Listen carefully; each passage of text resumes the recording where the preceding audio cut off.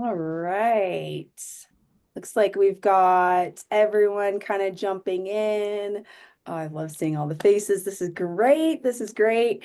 Hi, everyone. I know we have, yeah, everyone's just coming in still. So we're gonna give it another minute or so before we really kick things off.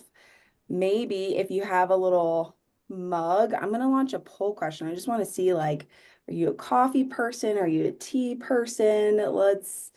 Let's get kind of a sense of who all we have on the call here and what they may be sipping on in their mug. Coffee, tea. Okay. No hot chocolate, no matcha yet. All right. A couple others. So I'm curious if you can put in the chat what we're missing on this extensive list. Oh, we got a hot chocolate. Awesome. Love it. Love it. Love it. Water. Oh yeah, water. Water. Oh, you know what, Nicole, you're just healthier than the rest of us, I think. That's what that means. So great reminder. Love it. I love All that right. we have matcha on there. Yeah, I I know. I usually do make a matcha in the morning, but I went with coffee today. Yeah. Great, great. All right. So, looks like we might have everyone here, just in case you were curious on the results. There you go. Most of us are drinking coffee. I'm tea this morning. I've got tea in my cup. But I will follow up after today's event with water because that's a good reminder. No, but thank you all for joining us for our virtual coffee hour. I'm just curious, actually, before we jump into it, maybe in the chat, put in if you've attended a coffee hour before. I know we've called them coffee hours, we've called them cocoa hours. I'm just curious if anyone has joined us for an event like this before. If it's your first time, we're happy to have you join us. Um, but before we kind of dive in, I do want to just give a little shout out. So I'm Liv Carter. I'm going to facilitate the conversation. I'm not giving myself a shout out. I promise. I'm just saying I'm from the verified first side of the house. The shout out is to our partners. They've been partners with us for over 5 years. Logistics, great volunteer management software and solution. And we've got a representative, Tim Long, here on the call joining us. So I know a lot of you either received their email or are current client of logistics, and we're really glad you could make it. So today's event, our virtual coffee hour. If you didn't know this was going to be interactive, breaking news. I see a lot of faces, so that's a good sign. I hope your, mute and unmute button is working. We really want this to be a interactive discussion. So kind of the layout we're going to do today is upon registering, you guys all shared a breakout room that you were interested in joining. We're going to relaunch and kind of ask, just in case in the time frame of a couple weeks, your opinion may have changed.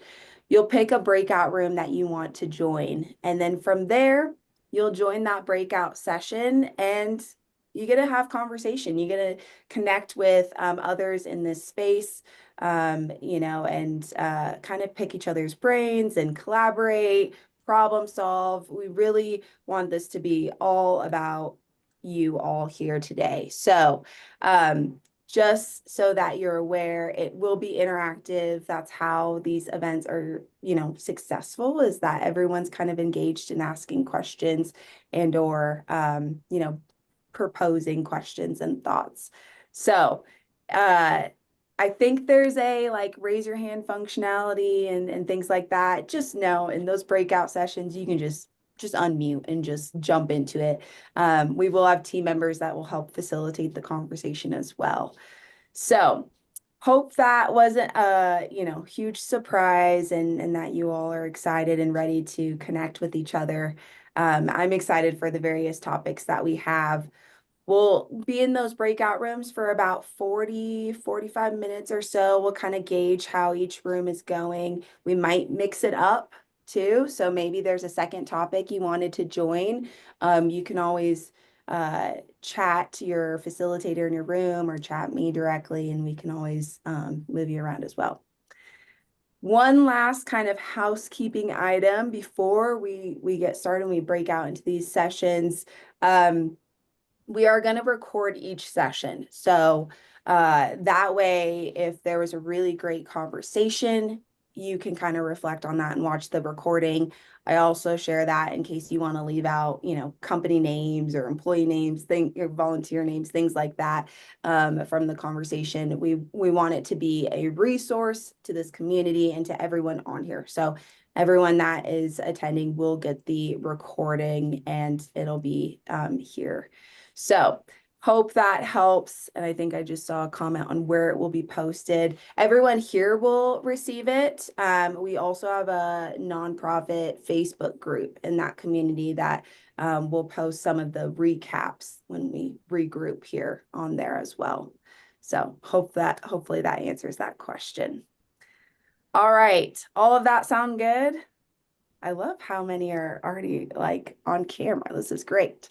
Okay, I'm gonna launch a poll question here, and whatever you pick will basically create your or will put you in your breakout room. So I'm gonna launch this. So we've got volunteer management wins in 2024. So recognizing and celebrating some of the amazing things you've done. Maybe you want to hear from others on what has been successful at their organization.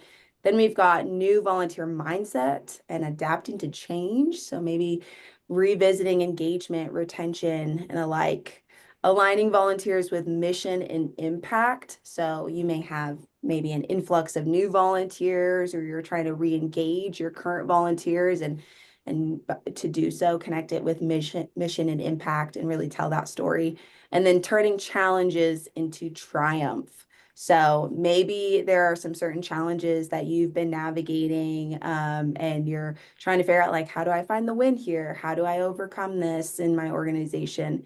So I'll give it just a couple more seconds. Let's see, they're still going here.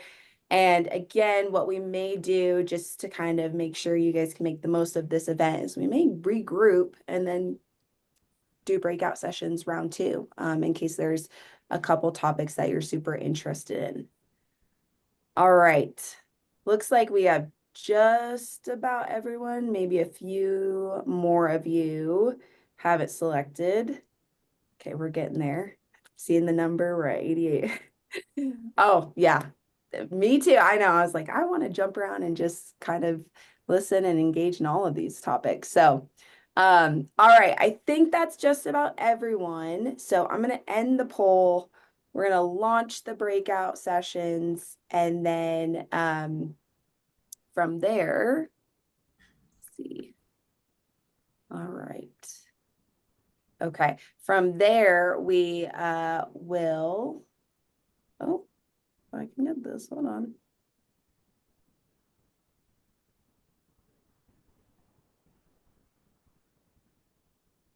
Right. Hey, enjoy your rooms.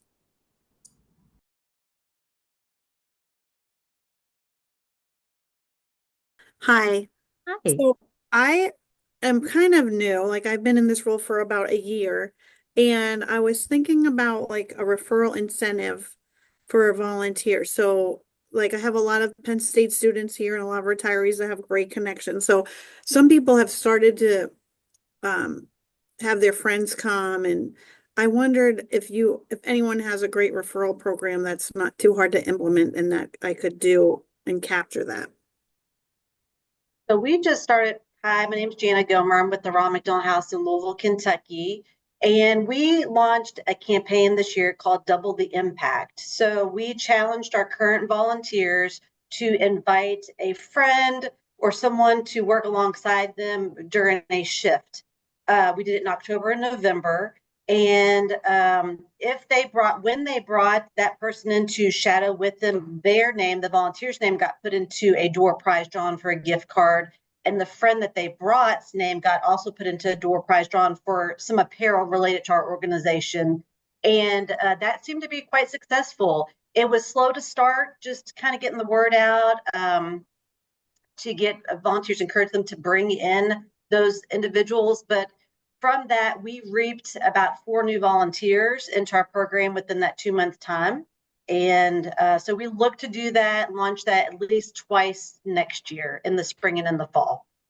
We know that word of mouth works best when you're trying to recruit volunteers. So if you have established people who are already here and they can really convey their mission and their purpose, then that's one less thing that you have to work on with a new prospective volunteer. Great. Thank you. Good insight. Yeah. Anybody else? Awesome. Well, I'll move on to the next question here.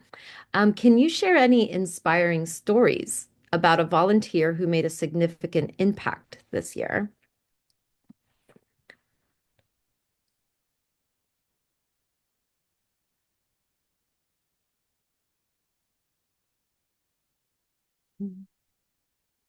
No, that's a loaded question there, right? Got to really think through it. We're at Ron McDonald House of Cincinnati, and I don't have one volunteer that I would say did something above and beyond this particular year, but we have 2 volunteers who've been here 42 years. So they were actually trained before the house was even opened. There's no staff that's been here longer than them. There's no one. They are the OGs. And so we are always really excited when we have them for another year. Wow. And what kind of impact do they bring to the organization? Well, they're like best friends. So we call, and then one of them brought their niece, so we call them the gang. And everyone, doesn't matter what day or shift you're there, everyone knows who the gang is. And they bring a lot of knowledge because they've seen everything. They've seen us at 20 rooms. They've seen us as we've gotten larger. They know more than the CEO. They know more than everyone in the house. So I think plus I think it's inspiring when we share their story and how long they've been here. It's inspiring to the other volunteers to hopefully want to stick around. Yeah, for sure. And be that next group that comes in and, they've been there for years. So yeah, that's a great story. Thank you.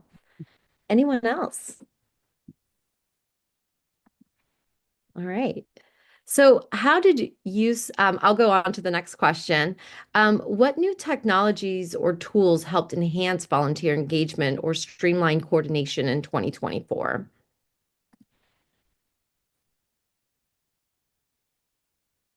And it can be, gift giving, fundraising, just apps in general, social media. We streamlined our website so that we have a centralized location for individuals and also more specifically our groups who are looking to get engaged to go to. So we use Calendly as a organizational tool, scheduling tool to be able to have that calendar visible on our website where volunteers can see what opportunities are available. They can book online, and there's automated emails that get sent out. We have a part of our volunteer program where we have group sponsored dinners at our house. And so there is a donation request with that. They can make those donations online when they book. So it's just really streamlined and created an opportunity for them to take ownership over what they're looking to do and cut down on the emails and the phone calls on the front end. So. Perfect. And also right there, easy to find, very accessible if they need to get to it. Love it. Even with that, we are going to focus on next year. We're still having a challenge with our individual kind of regular reoccurring volunteers because we have several locations and programs, like we have our house, we have our family and program.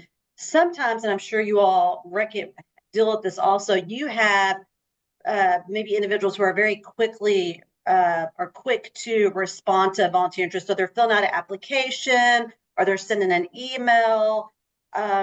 and I guess it's more of like an inquiry, but you're ready to kind of onboard them and then you don't get a response back. So you're getting ghosted. It's like, did they not understand what they were reading? Did we not convey the opportunity appropriately? Were there other factors that were going into place? We really want to clean up that part of our website so there's a true understanding of what they're committing to and what the responsibilities of being that volunteer are. Like, anyone else? Can I ask a quick question? Sure. So it's not about this specific question, so if someone else has an answer for the specific question, feel free to like jump over me. But I'm really new to like managing volunteers and all that jazz. Like I just started this year. So like does anyone have any like success stories or like advice on how to like get either new volunteers or old volunteers to like respond? Because we've been sending out emails and some people have been responding, but it's been a little slow. So is there any like advice people could give for like either recruiting out or like when to message people or like how to get people to come back, all that jazz?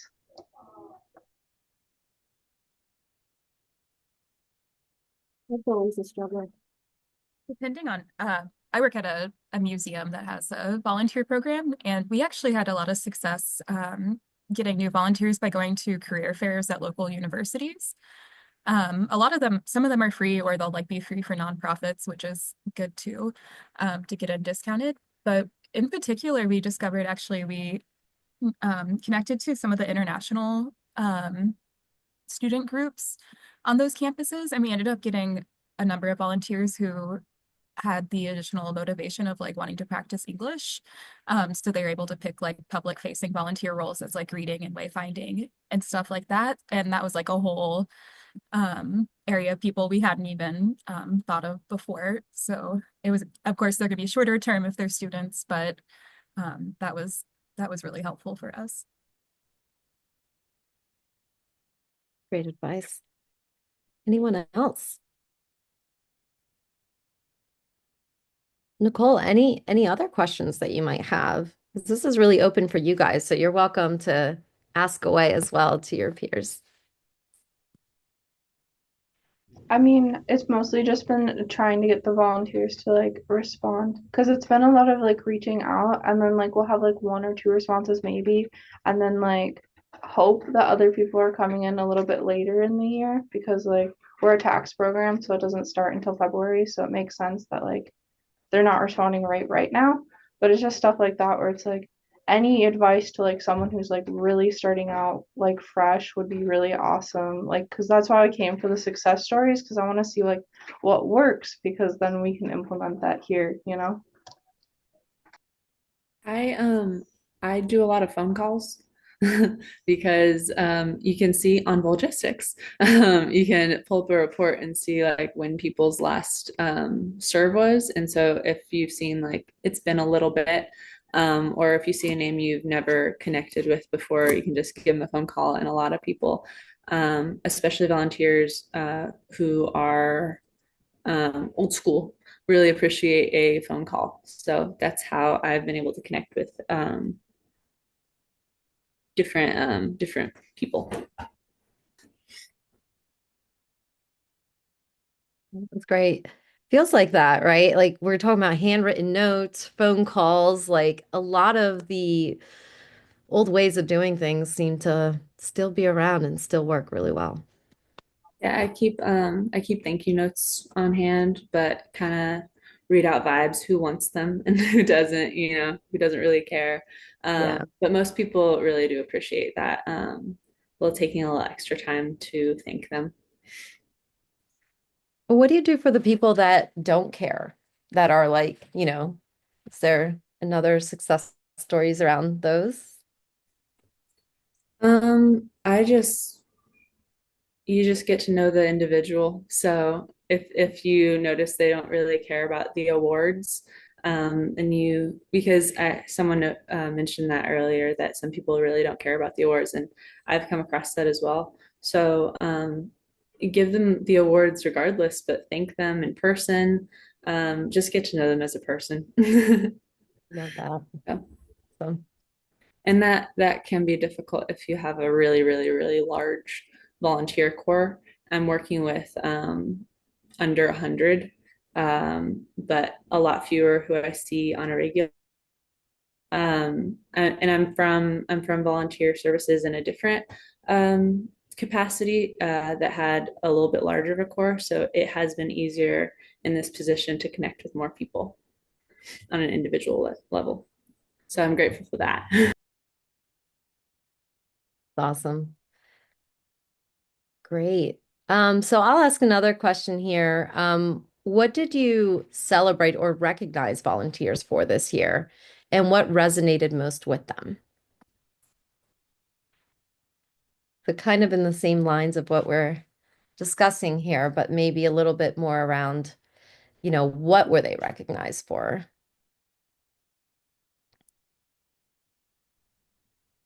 We started doing, oh, sorry.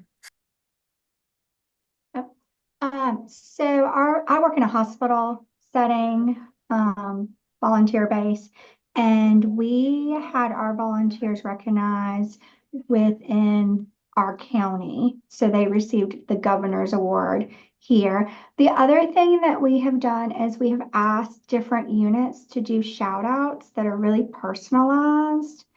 And that really connects the volunteer with what they're doing service wise, because I don't always get an opportunity to witness that. And so it really gives that personal touch. Now, sometimes it's hard to get, the units to kind of do that, but when they see that other units are doing it and you highlight that other units are doing it, then it kind of gives a competitive kind of side to the other units to highlight their volunteers. And so that's been really nice. Something that we do here as well is we do a quarterly newsletter. In the past, I have done it monthly, but it was taxing and a bit much every month to come up with content. And so now doing it quarterly is better. But I also do a weekly. So typically every Friday, I send an email that says what's happening at our hospital. And I just kind of highlight updates. It may be things about infection control, best practices, policies, but also keeping them in the loop of just where I am. Am I going to be on site? Am I going to be off site? What are my PTO days? So that they feel connected to me because I'm a one-man show. And so I'm the only person here in this office. I do have backup, obviously, within our hospital that they can reach out for support. But I have come from a much bigger hospital over to a smaller hospital and have been in this role now for about 7 months. But I've worked with volunteers and as a social worker for almost 20 years. And so I have a lot of experience with a big hospital and now a small one. One thing that I am struggling with, and you guys kind of touched on this a little bit earlier, is recruitment. I live in a strong retirement community. So just trying to get the word out about our needs within the hospital and not having them fearful of all the requirements that we have, because we do have a lot of safety requirements that they have to go through occupational health and they have to do educational like web access, things of that sort to ensure that they know all the safety. So anyway, those are just a few things. That's awesome. Thank you for that. Great question.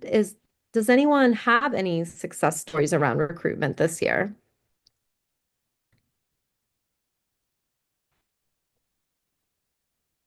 Kind of everyone in the same boat there with recruitment. Anything works or? I'll say something. I just started in October, or it's the end of October here, and I've heard that recruitment has been kind of slow, but I started a mailing list, which hasn't existed in the past. So when there's outreach events, there's a little QR code now available, so people can add themselves to the mailing list because in the past there's always been the application QR code, but people aren't always ready to commit. So I do one-on-one onboardings just whenever someone shows up, whenever someone wants to start. But I do like to do regular, like monthly or bi-monthly advertised onboardings. And I had one big one so far And I say big, it was 5 people, and I was expecting like 7. So it was really exciting that 5 showed up. Um, and then I'm planning another one for January because I'm trying to take advantage of people getting really excited about making New Year's resolutions and wanting to give back and volunteer. So I'm planning another one for January 10th. So I feel like it's been pretty good just sending out constant emails and trying to get on social media and trying to call people who have been interested years and years ago. So just trying to get in those archives and everything like that. So that's been, I've seen some success in that way. Awesome. Yeah, it sounds really involved in like personal and lots of that. So that's great. Anybody else? Well, I Yeah. have onboarded many students right here from Penn State through a couple volunteers from last semester, talked with their professor. So I went to speak to one of their classes also, and I received like 4 applications and 2 have onboarded with me. So I'm going to follow up with those people because I brought a mail, like um paper so that I could record all of their emails and who was interested, for more follow-up, kind of like the other volunteer manager was talking about. So I did learn though that I like to talk to the freshmen and sophomore because seniors are going to be leaving too soon. Yeah. My husband went to Penn State. Oh, great. Um, yeah, no, that's great. That's good to hear. And I love how there's like different ages, different groups that we're kind of talking about here because that's all really important. For those of you that use social media, are there any platforms that have helped more than others?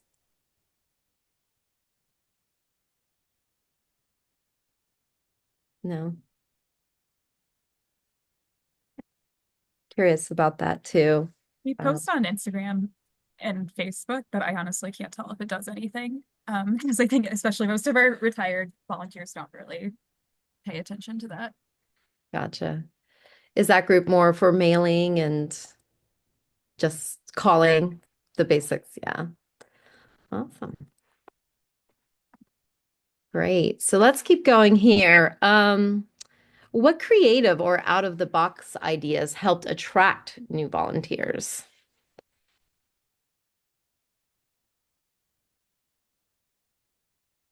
No, that's kind of in the same line around, success stories and things like that. But if there's anything else, let us know.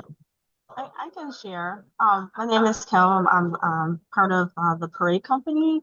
And this year we strategized to try to get more volunteers for one of the areas of the parade where we were struggling, and we offered to get the volunteers jackets because everybody in the parade has to wear a costume. So we offered to let them, it's like a commemorative jacket. So they got to keep it after the parade. And that was a winner. Winner, winner, chicken dinner. Yeah, So, that sounds awesome.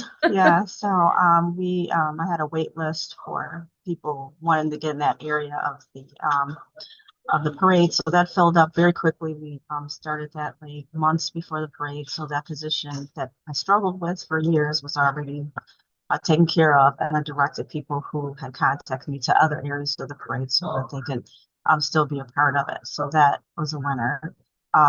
Also, for our tour guides, we wanted to build up that area. And so over the summer, because our tour guide season is super busy during the parade, so September to November. So during the summer, we offered ice cream socials where they came to the studio, and just like you're saying, instead of like a happy hour, it was like an ice cream hour. And they got to socialize with other tour guides. We made like Sundays. It was real simple, and we were able to sign up a lot of people. So those are my 2 success stories. Love it. Great. I know Nicole Fish is new here, so she wanted to hear some success stories, so that's really helpful. Thank you. Anyone else?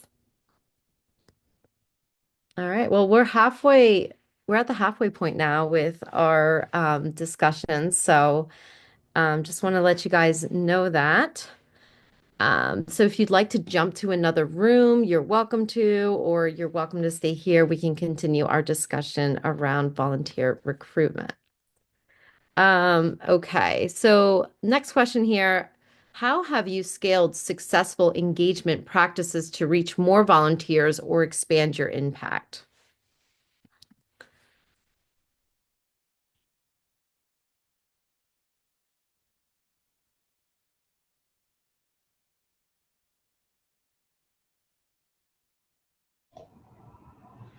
Would you share that question one more time? Yeah, sure. So, how have you scaled successful engagement practices to reach more volunteers or expand your impact? Maybe just as an organization, expanding the impact there. I could share something. Hi. Hi. So I'm pretty new as well. I've only been here Great. since the fall, but I'm kind of going with stuff that I know has already worked, and we're kind of expanding that.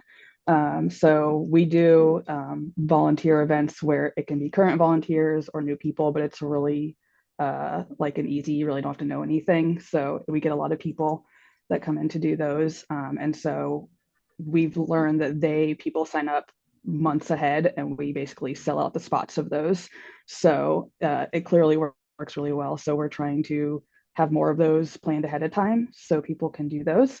And of course, they have a sign in sheet and everything when they come in. So we get more regulars from those events. So we're a creative reuse center with a teacher resource center. So it's a lot of like hands on working with materials. So that really brings a lot of people in. So we can kind of cater these events to everyone's specific interests, but it's all stuff that we need to have done. So we've learned one area is really successful regularly. So now we're expanding to have them in all the areas so we can reach anyone with any interest to come in, and basically reach back out to them to come in regularly as well. So that's worked really well to just kind of look at everyone's interests and make as many events as possible based on all of those, and people get really excited about it and building community and all of that stuff. So Love that.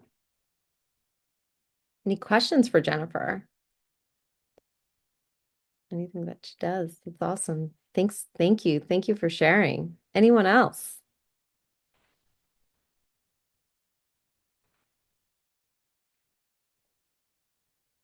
Feel free to jump right in, or if you guys have another question for the group, feel free to ask away.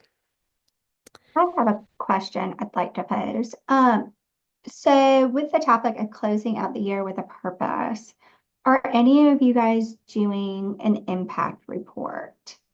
And besides numbers, what is something that is special or unique that you're adding to it that both interests your volunteers, but also leadership? Because obviously, with the department that you're providing volunteer hours, you want to shine to your execs as well. So, any thoughts on that?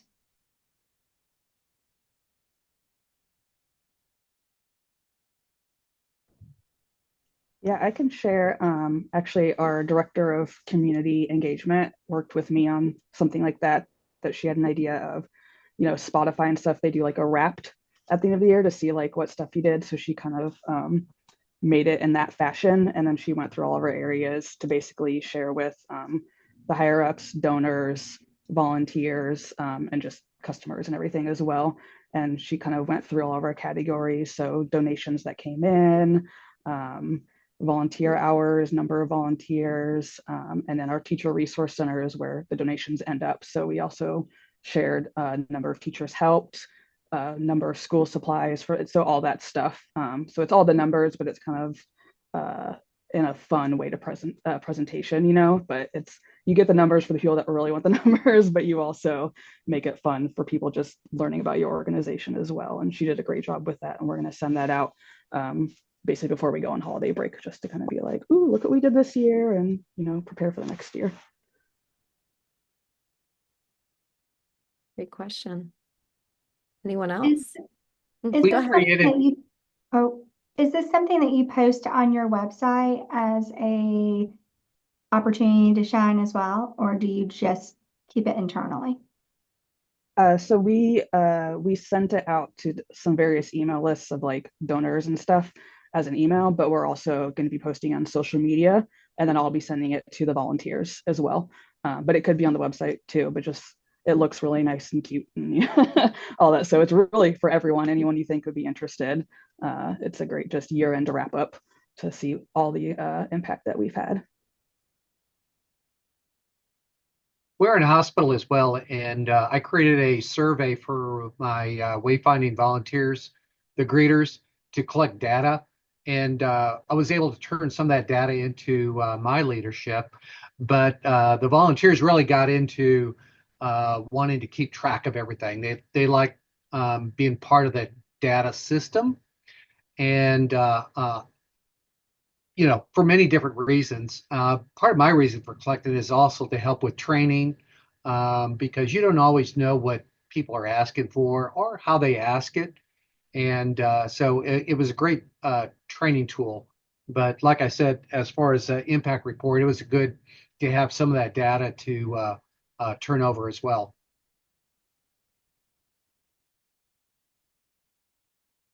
Would you be willing to share that survey?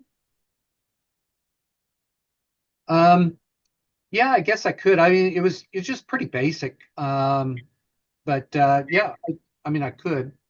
I mean, like what type of questions would you anticipate? Well, I kind of anticipated the types of questions so that they could quickly tally versus writing questions out. So, so for example, provider office, or where do I register, or where do I go for X-rays? And I created a standard list and just had them tally.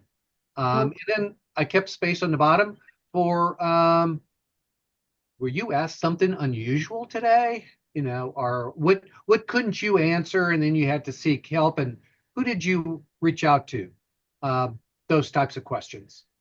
So that I mean, it's was just pretty basic, but the important thing was to keep it simple and have them allow them to um, in, enlarge it if they wanted to, but simply also to just tally. So they would do that each shift, and then you would collect Yes. the paperwork. Yes, yeah, we had it every shift and every day to see compare days of the week and times of the day. And as far as times of the day, we did a morning and an afternoon. We didn't go into minutia to per hour because um, I felt like trying to get that much information was putting too much pressure on them. I wanted them to freely want to participate. Thank you.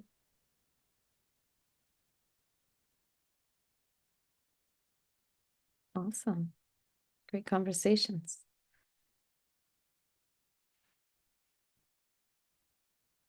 Anyone else on that point? I know we're coming up with time, but feel free to ask your peers any questions. Anything that you really want to get from this session, this break room.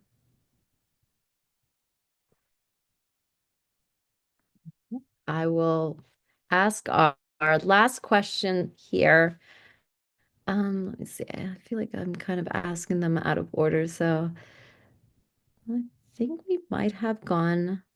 Oh, I guess we did all of them. We did good. Any other questions, topics that you guys want to discuss today?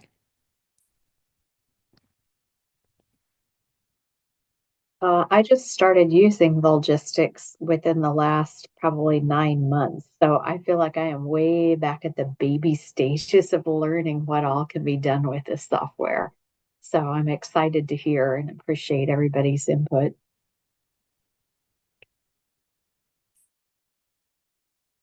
Anyone on? Oh, go ahead, Angela. Oh, I was just going to share some of my favorite parts of logistics is that there's a reminder aspect, and that really helps our volunteers either remind them of their shift, which typically they know that, but it also reminds them, hey, I forgot to tell Angelina I'm not going to be there. And so then they can notify me and say, hey, I got this reminder, but I'm actually going to be off. The other thing that I like about Volgistics is it makes calculating hours super easy. There's a tally at the end. And then there's a new feature that I think I'm going to do or use next year that kind of goes along with the survey piece that was just mentioned, where at the end, as people are clocking out, there's an opportunity for you to like pose a question like, did you feel like you had an impact, and give them an opportunity to quickly maybe type something, or what was a positive part of volunteering today. I don't know if my volunteers would engage with that or if they would simply skip that question, but it may be surprising to see if I get some additional just feedback on their experience. I don't know if anyone has used that. Um, I heard pen to paper, but this would be more during their check-in and check-out process. I am also newer to logistics and I've been really enjoying it. Something that the volunteer coordinator before me did that I'm really enjoying is that they put our award levels into the system so that I can just run a report and see who has met that criteria to earn different awards. And I don't know how to program that, but I'm really glad somebody did that for me because that's really a valuable thing to be able to review. So that's one of my favorite things.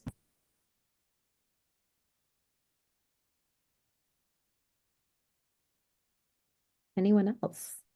I don't know what questions we're asking because I didn't have a link to join. Hi, this is Ro.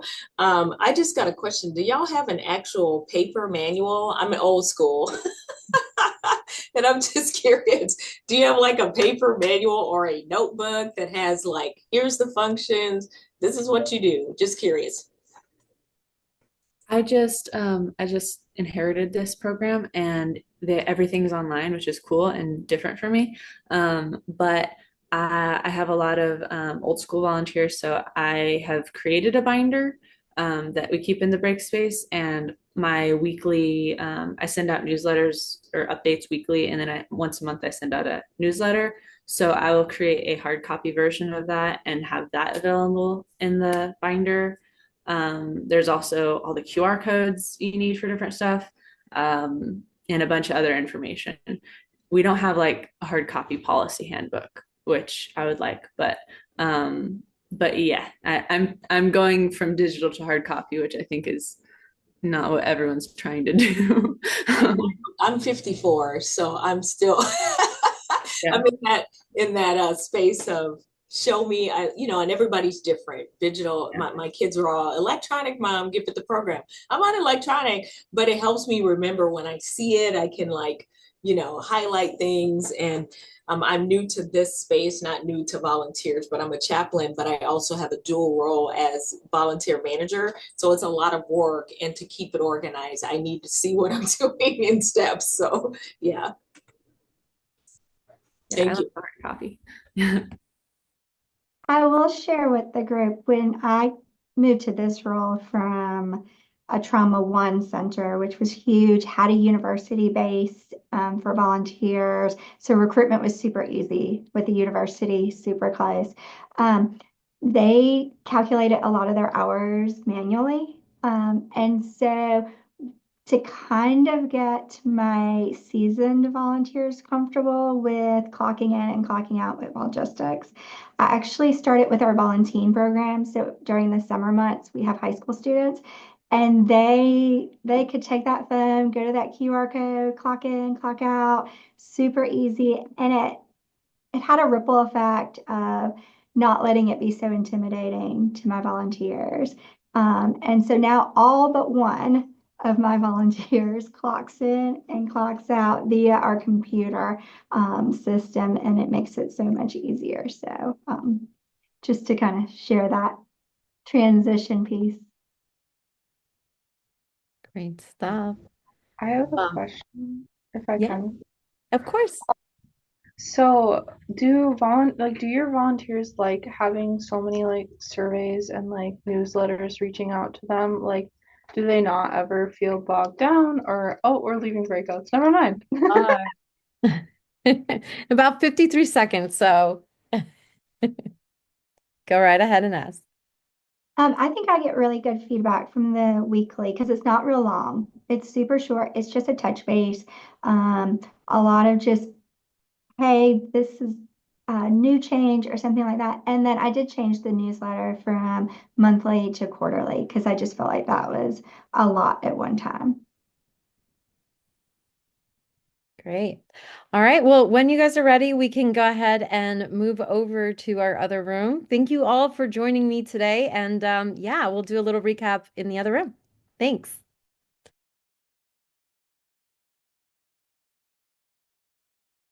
So, have any of you noticed volunteer expectations or priorities shifting in this last year? And what trend stood out the most? If anyone would like to start, you can just go ahead, or if anyone wants to raise their hand.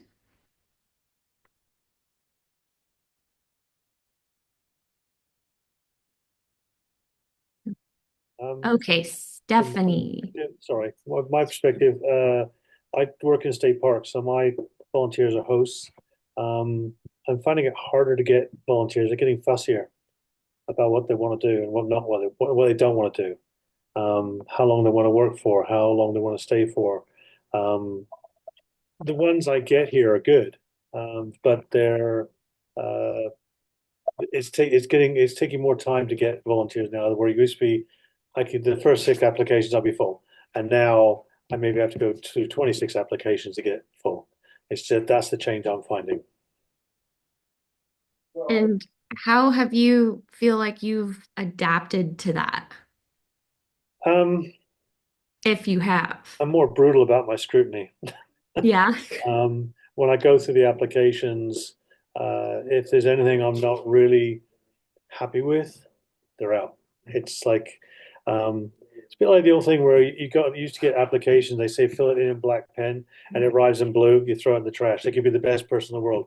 Same thing. If I get kind of a gut feeling if they're not quite fitting, I just don't even look at them any further. So by the time I get to the phone call to talk to the people and start the interview process, I'm pretty sure that I've got a good person on board, or I'm going to get a good person on board.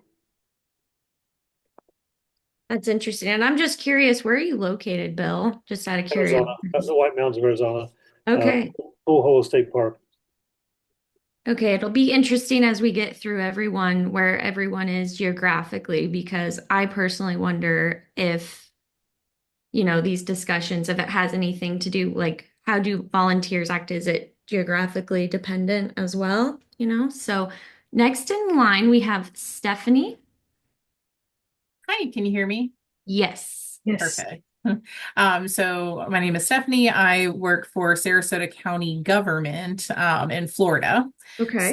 So I think for me, some of the trends that I'm noticing is, when people apply to volunteer, they're not just applying with one organization, they're applying multiple places. And so the speed at which you have to now like process their application in order to basically grab them, I think has really amplified. Because sometimes if we take too long or someone's on vacation or that sort of thing, by the time we call them for that next step, they're like, oh, I'm already volunteering over here with this organization because they got to them faster. So we're seeing some of that, and then I'm also seeing this trend for these short-term assignments. We've gone from people wanting to volunteer doing one thing like once a week for an extended period of time or over the course of a year, to now they want these event-based stuff and short-term couple of weeks here and there, especially with the teens. They apply last minute and they want everything like right now, and only want to come in for a couple of weeks. So it's a lot of burden on the staff to onboard those people for them to just turn around and leave. So it's been really interesting trying to navigate that process faster, but then also get the buy-in from all the various departments that have to actually work with and supervise the volunteers, because I'm in HR and just help oversee the program as a whole and do that processing piece, but they're like boots on the ground. So that's been really interesting to navigate. That is interesting. And when you say short term, are you talking like just a few days versus where maybe it used to be volunteers would volunteer for months, maybe years? Yeah, they want either a few days, one-off events, or like a few weeks at a time. They want to just come in and like try it for a month and then maybe switch to something different. So the time it takes to, process, get their application, run a background check, do, pair them with the coordinator, do the interview, and then bring them in for actual like onboarding and training. Um, it's a lot of time out of everybody's day, and then they want to, come in and just do, a couple of weeks and then disappear. So trying to navigate that. It's all those back end things that I think if someone's not in the volunteer management or leadership, you don't really understand what it takes for all of those back end details. So thank you for sharing that. I'm So, going to, I mean, if anybody has any tips on how they've sped things up or solved some of those problems, I would love to hear.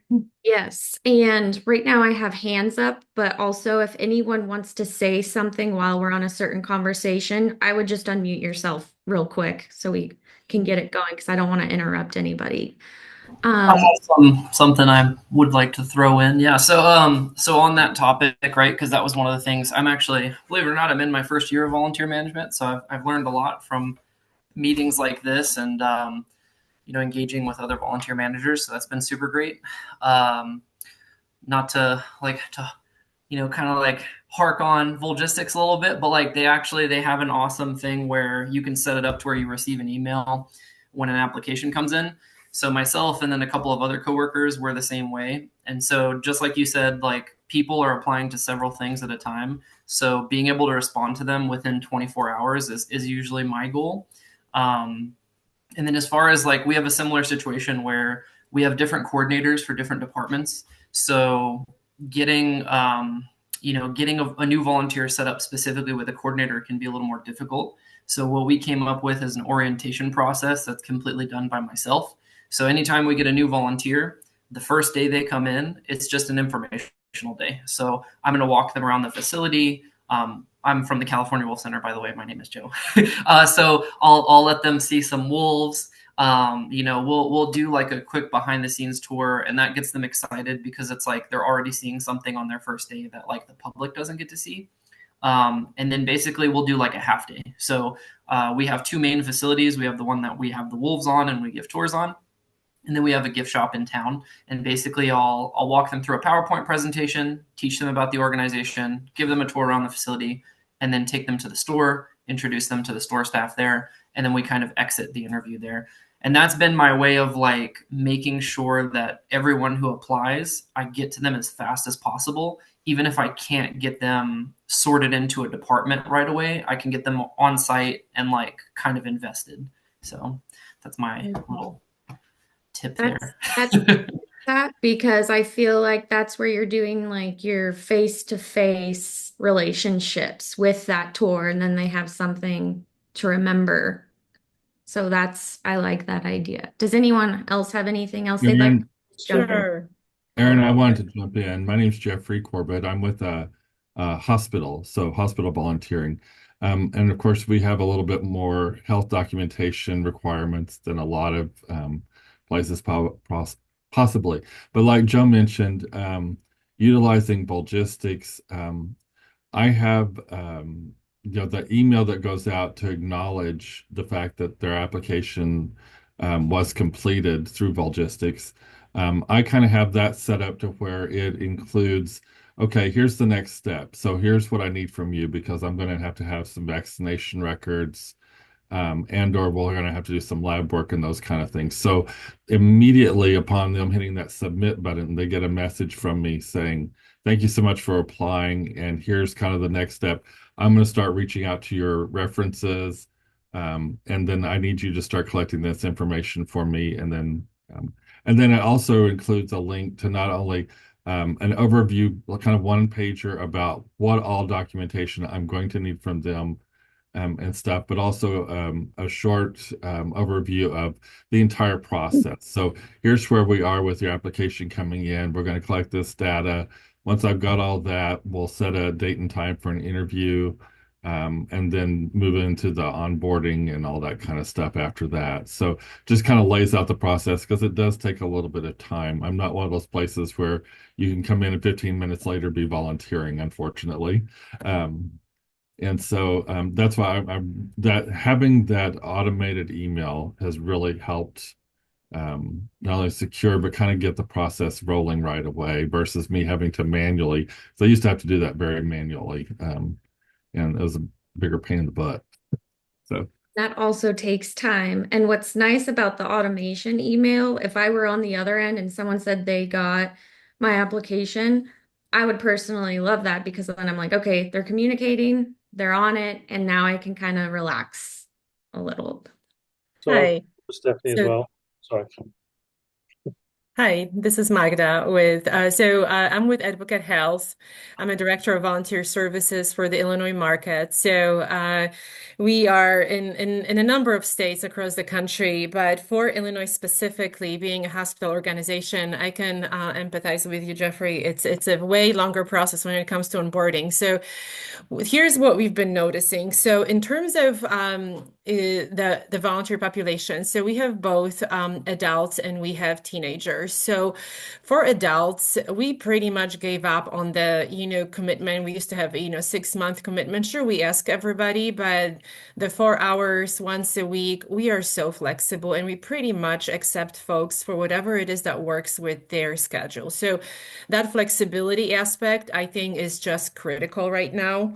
And that's what's slightly different. So we've been able to adjust a little bit when it comes to that. In terms of our teens, they are looking not only for volunteering, opportunity to give their time, but they're looking for experiences. And volunteering at a hospital setting for us at least is a great opportunity for the students to explore healthcare. And we are adjusting our volunteer programming to include those opportunities for our students.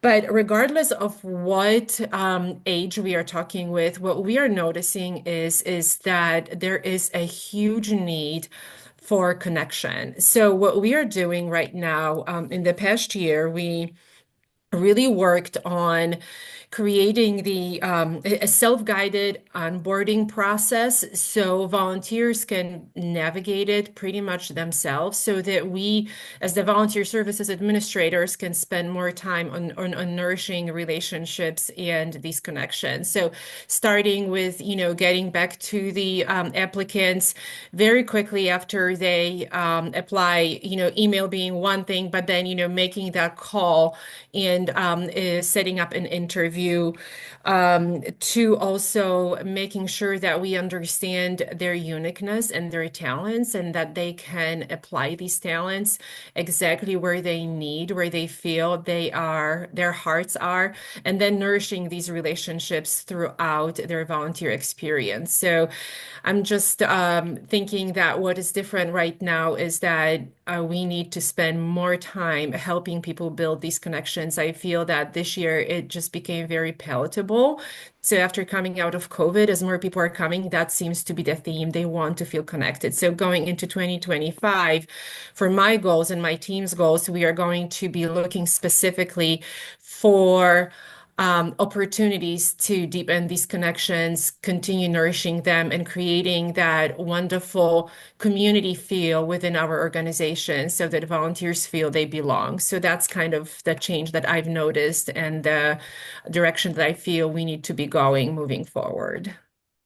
Thank you for all that wonderful insight. You brought up some interesting topics that I'd like to touch base on a little bit later, but how about we have Bill go because he'd like to respond to Stephanie, and So then just next in line is Wendy. just for Stephanie, so I'm in the mountains, and we get people who want to winter host here. And when I look at their application, they say from Minnesota, I will give them a quick call, say, you do know we have snow here, because everybody assumes Arizona, we're in the desert, and we're not.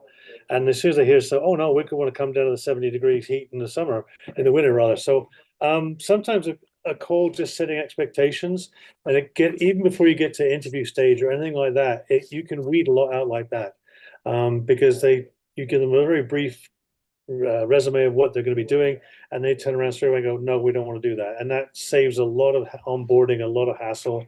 And I've had this year, I've used it more.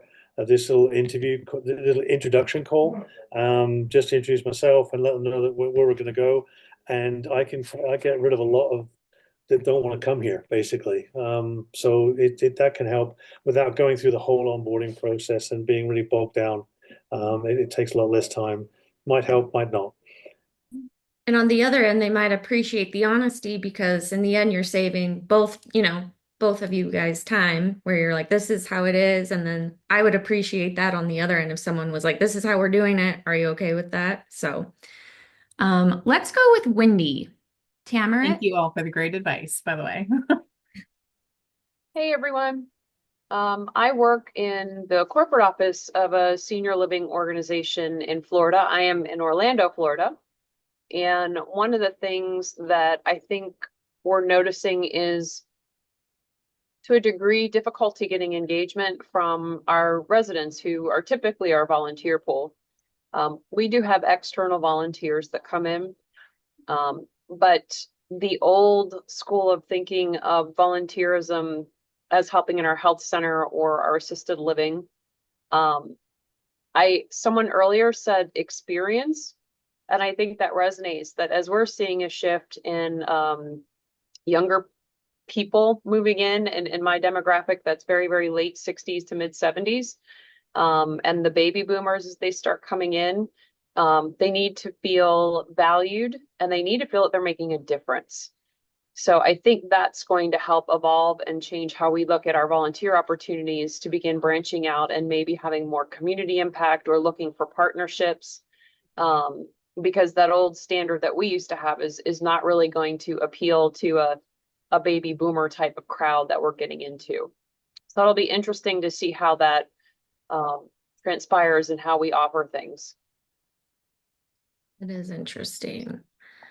Another topic I'd also like to bring up a little bit later, but next in line is Dana Visaki. I'm sorry if I'm pronouncing your last name wrong, but let's go with you. If you're That is the first person to ever say my name right just by reading it. So thanks to you. So my name is Dana. I am the volunteer coordinator at Save and Serve Thrift Shop, which is an MCC store, Mennonite Central Committee. We're based in Millersburg, Ohio, which is in the county with the second largest Amish population. So I'm very different from what everybody else has shared because we're religious affiliated and we have a lot of Amish volunteers. I have about 500 volunteers. 80% of them are Amish or Mennonite, and the rest are English. And so, answering the original questions of what changes have you noticed with the volunteer mindset and how have we adapted to those? The thing I'm seeing that's different right now, or that we really felt this year, was that we see that the younger generations, and particularly with the English population, there's less commitment to service and volunteering. And I'm pretty sure everybody can agree with that to some extent in their own populations as well. And so what we've started to do is adapting how we recruit and our messaging. And so we've been recruiting through the families that are already here.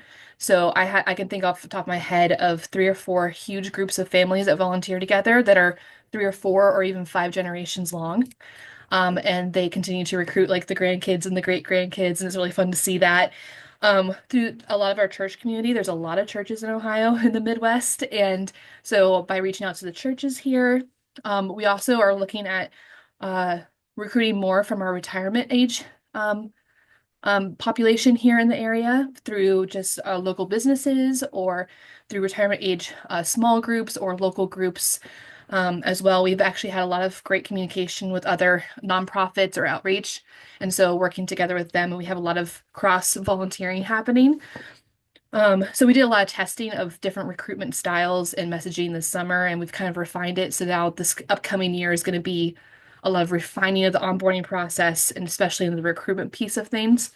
But I think our training can always improve. But our staff support and community building when they're here has always been really strong. So we have volunteers who have been here for 20 plus years, like those generational kind of groups. And we've had people who have come on in the last year who have brought 4 or 5 people with them. So it's never, the word of mouth seems to be the best way. But it's definitely something that we've really felt this year was even if we had like a short-term group that came in and did like a single project, or we had um, a youth group come in from a church and do like one night of service or whatever, retaining them is more difficult than it was in the previous years, because our whole community is just built on all these relationships that have been here for years. And so building a new relationship seems to be some kind of stumbling block that we're hitting with our English population and the younger generations. And so didn't know if anybody had any insight into that, maybe from their own experience as well.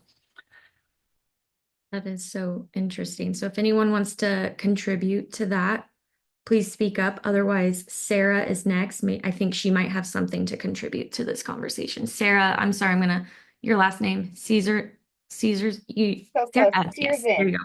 Sears, Searson. Thank you so much. It's so nice to meet everyone.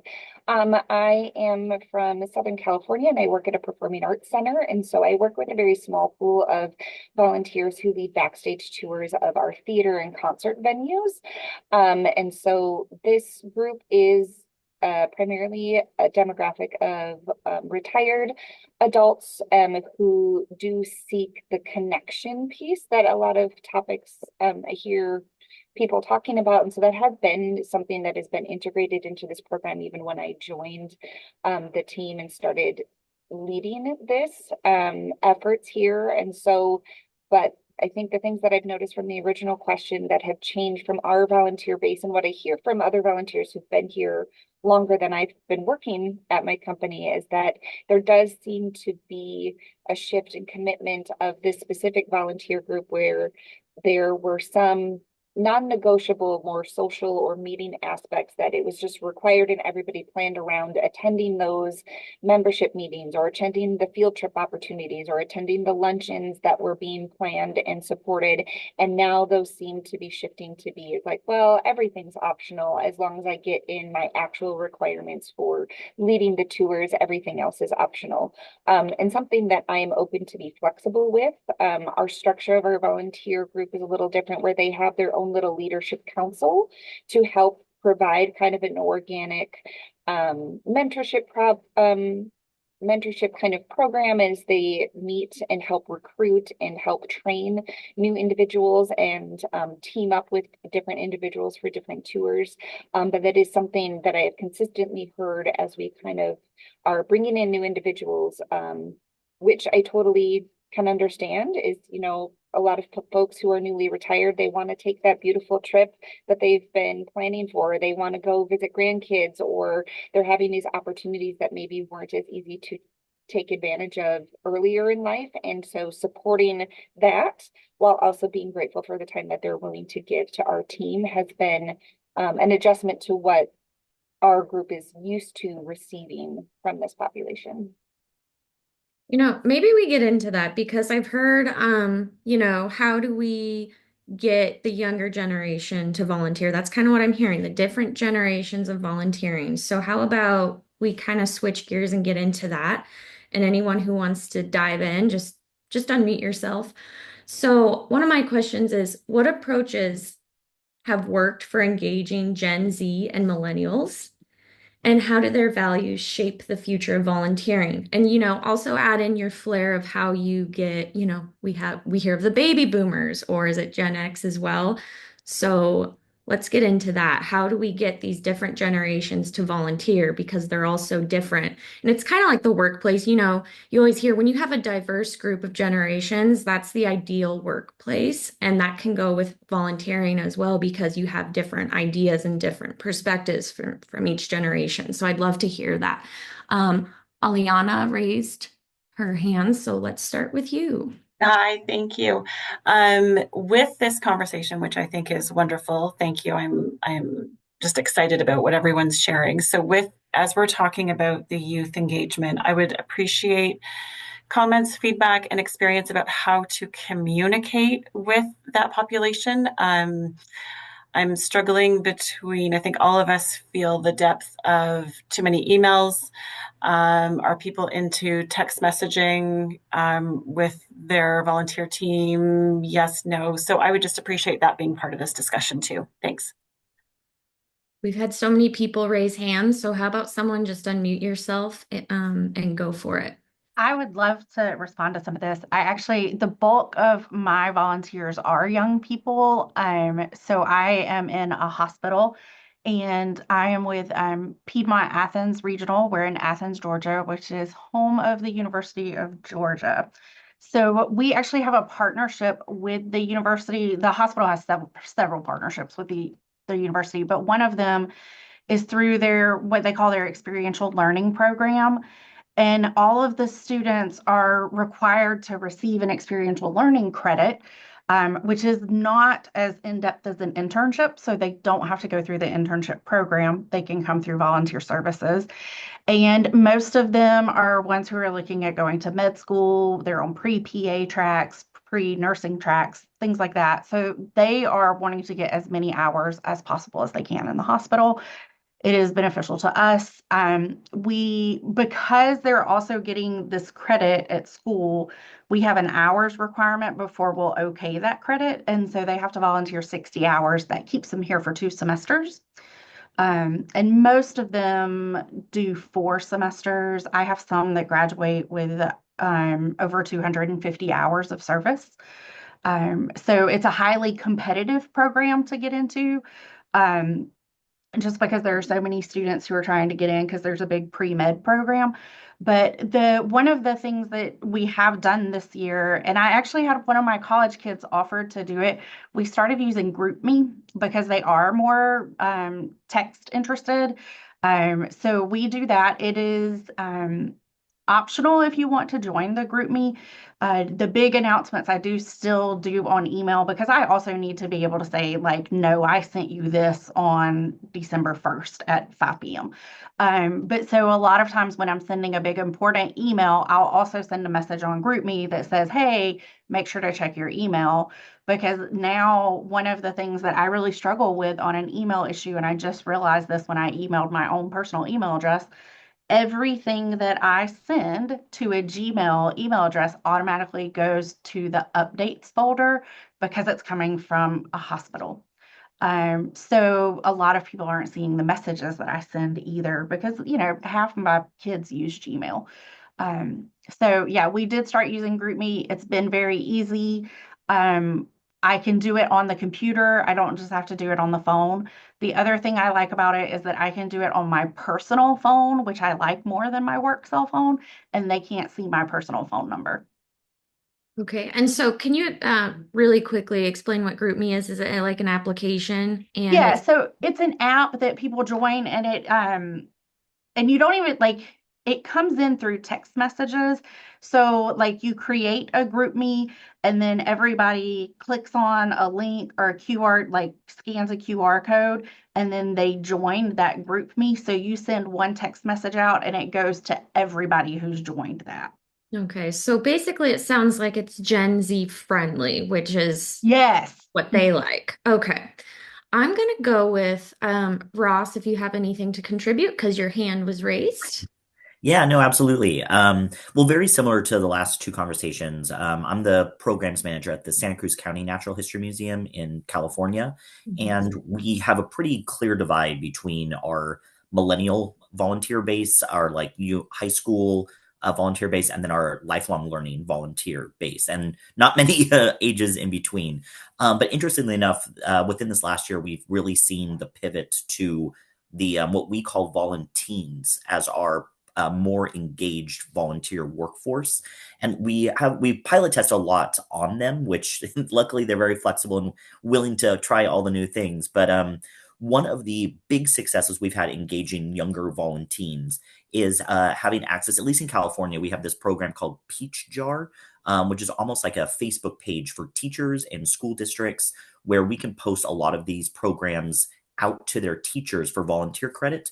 We're also very pro Silver Cord volunteer alignment, where if they need, volunteer credits to graduate high school or for a community college capacity, we are, as a Natural History Museum, we know a lot of our fingers are in all the pots, Indigenous peoples, botany, zoology. So we're very able to sign off on basically whatever they need.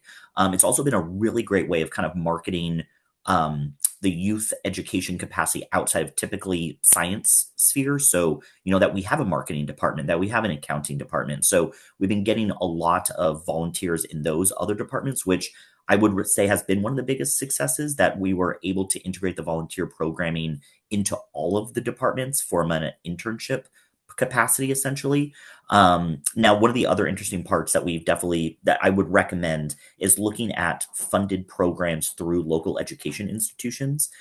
So as a nonprofit, we unfortunately don't really have the financial ability to pay our volunteers. However, we've partnered with a lot of the local education centers, community colleges, the UC system, and they have paid work study programs where we submit our hours and they provide the salary for these volunteers. So although they are volunteers on our end, they are receiving work study payments from their learning center, which is also really interesting because it's not just for students, but we've also partnered with the OLLI, the Osher Lifelong Learning Institute, which has been a wild collaborator and support system for us, where a lot of our volunteers are also kind of financially insecure adults as well. And OLLI has some adult education scholarships and stipends where they're providing these opportunities to their seniors, typically, to kind of just get out of the house. And they'll cover mileage reimbursements, and we just have to sign off on all that paperwork. So although although our volunteer department is me, it really feels like I have a giant support system amongst the community and kind of delegating out at the end of the day a lot of the responsibilities. In the same vein as communication styles, yes, we use the Volgistics for the automatic newsletters and everything. But another really cool resource is Discord that we've used to connect with a lot of the younger audiences, that we essentially create sub conversations based on the volunteer assignments that, all of our gardening volunteers are in one tab. All of our, art volunteers are in another. It's also a really great way to do carpooling for anyone that might not have resources to even get to the museum. So big shout out to Discord as well. But those are some of the unique strategies where it feels like, I'm outsourcing a lot of the responsibilities because, as volunteer coordinators, you're juggling a million people. They don't feel, 100% connection to, where they are because they're not there all the time. So it's been a really nice way to almost contract out our skill sets. And that's a very creative approach to work with other, partners as well. So thank you for sharing. Let's go with Joe Bershears. You're next. Yeah, so kind of what I was going to say mirrors a little bit of what Ross was saying. So like teaming up with other folks is a big thing. Being in Southern California, obviously you can tell from the group here, there's quite a few nonprofits in the area. So the Wolf Center does what it can to whatever it can to collaborate. So sometimes we'll do, whether it's a volunteer exchange or even like a tour exchange type thing, where we'll just send tickets over and then they'll send tickets back. And then that gets, not only does that give the volunteers some perks of being a volunteer, because I feel like that's a big thing too, especially like what was mentioned earlier, if you can't pay your volunteers, then that's, like some form of gift or something to kind of like, not only is it a recognition of service, but it's also like they get to think like, oh, well, hey, like me volunteering here has resulted in me visiting this museum or this, this different organization. So I think that helps out a lot. So working with others is a big thing. And then we do the same thing. There's a couple local colleges that they'll set us up with interns, and through their internship programs, the school will pay them as long as we log the hours and make sure it's all sent through. So that's very helpful. Communication is a tough one with us too.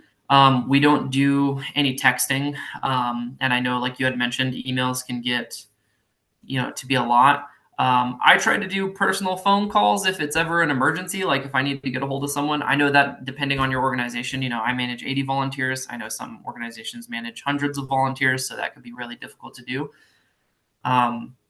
And then the other thing I do, kind of just a funny thing, with the email, we send out a monthly newsletter to keep all the volunteers updated on what's going on and like, what big projects we're focusing on in the month or events we have going on.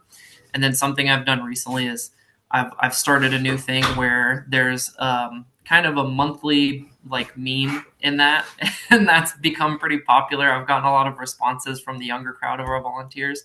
So people are like waiting to see next month's newsletter because they want to see what meme gets thrown in there. So that's just a fun little way to kind of like relate, and starting something that gives people another reason to track that email is just kind of something that's worked for us. So Really yeah. like that. A monthly Yeah. meeting. That's fun. Let's go. Thank you for sharing, by the way. Let's go with Kristen. I'm seeing your last Yep. name. Yep. Keckler Alexander. It's a mouthful. I apologize. What I was going to say is so I'm at the National World War I Museum and Memorial in Kansas City. So we are history and culture. And so one of the things I've been working on this year is looking at the diversity in our volunteer pool. And one of the things I found is we have volunteers that range from age 15 to age 93.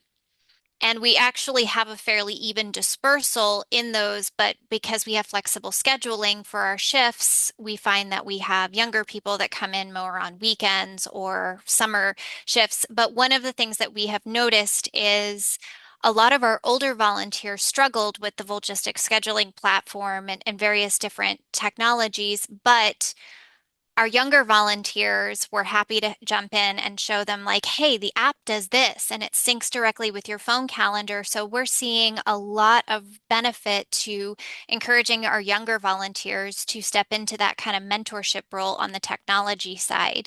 And it's been super beneficial because it's less about the coordinator saying, hey, there's this feature or there's this or it's pinned here.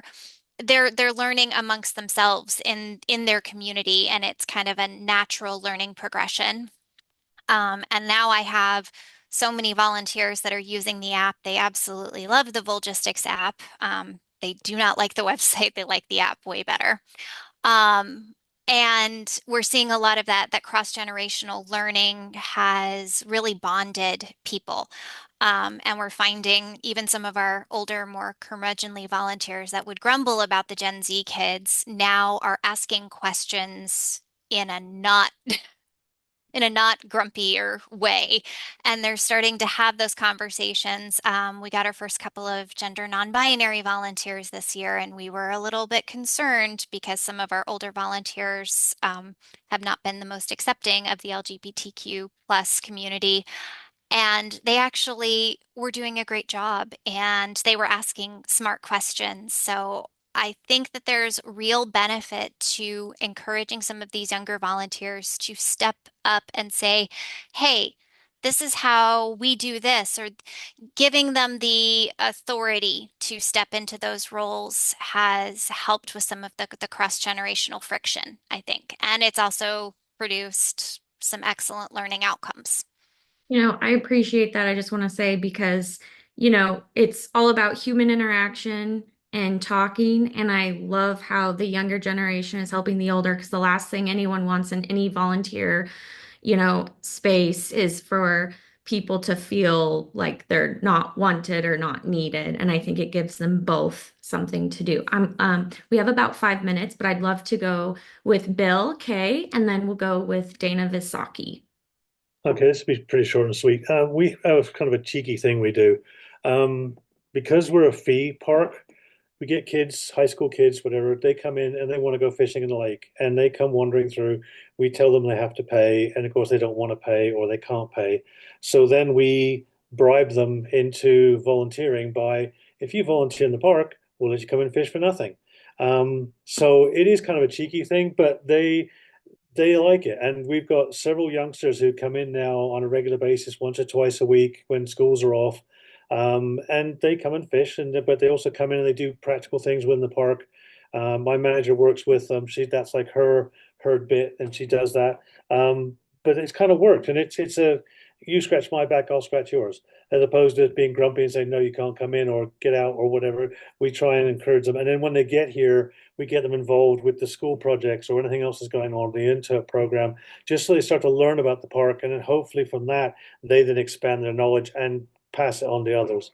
So that's kind of our cheeky take on that. Yeah, kind of a little bit of an incentive in a way, right? In It a is, way. yeah, Yeah. yeah. Awesome. Let's go with Dana. Okay. So I'll be really quick. It was just sort of a thought that came to mind. I did family outreach for 10 years before my current position. And so for 10 years, I was really involved with the younger generation. And I just remembered that one of the biggest things I did, it took up the most of my time, but it had the most return and reward, was just taking time to build a relationship with each kid. So the parents would be the ones bringing the kids in, right? And so like the bringing them in part, I really can't speak to too much, but the keeping them there was the building relationship part. And it might look different for everybody else, but in that position, I did like coffee hours every week with the teenagers, or I would go to their school events or send the family a holiday card, or we would use GroupMe as well for communicating throughout the week and that kind of thing. I just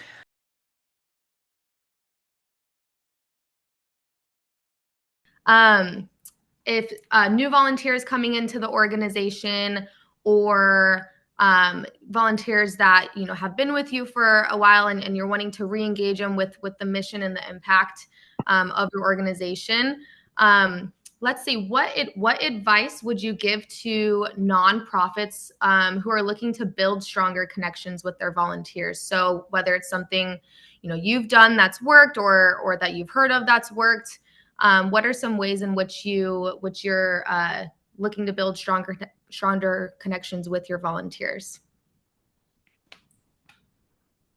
Oh, perfect. Robert, yes. Yeah, I'm Bob Letterman. I'm with the Sandy Springs Performing Arts Center in Georgia. We have a team of about 300 volunteers. And our orientation sessions that we do for volunteers acquaint them with the policies, procedures, and expectations. We try to have as many rules as necessary, but no more than required. So it's a somewhat relaxed and sociable yet structured environment. And I think what helps us impact our volunteers with a mission statement and keeps people aligned starts with our leadership organization. And we have our house managers work for the floor leaders, and our floor leaders actually work for our volunteers. So our volunteers feel very supported. They work for our patrons, and I think that sets the right tone for expectations to know that we are a team, and what they can expect of us, we then in turn expect of them. And that helps with our alignment and gets a lot of buy-in to the practices that we want to deliver on. Yeah, that's great. That's great. Kind of, everyone's there to achieve the same thing, regardless of what position you're volunteering in. I think that's great. Amazing. Anyone else want to provide their thoughts on advice that you have to build stronger connections with your volunteers? Hi, this is Cheryl at the Neighborhood Christian Clinic. Hi, Cheryl. We agree with Robert 100%. We also think it starts with the culture within the clinic, just even amongst the staff and the board members. Yeah, of course. What types of things do you do to facilitate the culture that you're trying to promote? We, try to do things that are outside of just clinical work. We have medical and dental. So we celebrate birthdays here, and the volunteers that are here are always welcome to join in the celebration. We also do some holiday events as they go around. And we make it known, the volunteers that are coming in, whose birthday it is, achievements that they have currently, like maybe somebody just did their white coat ceremony, or, just graduated, or, little things also. Became a mom or a dad.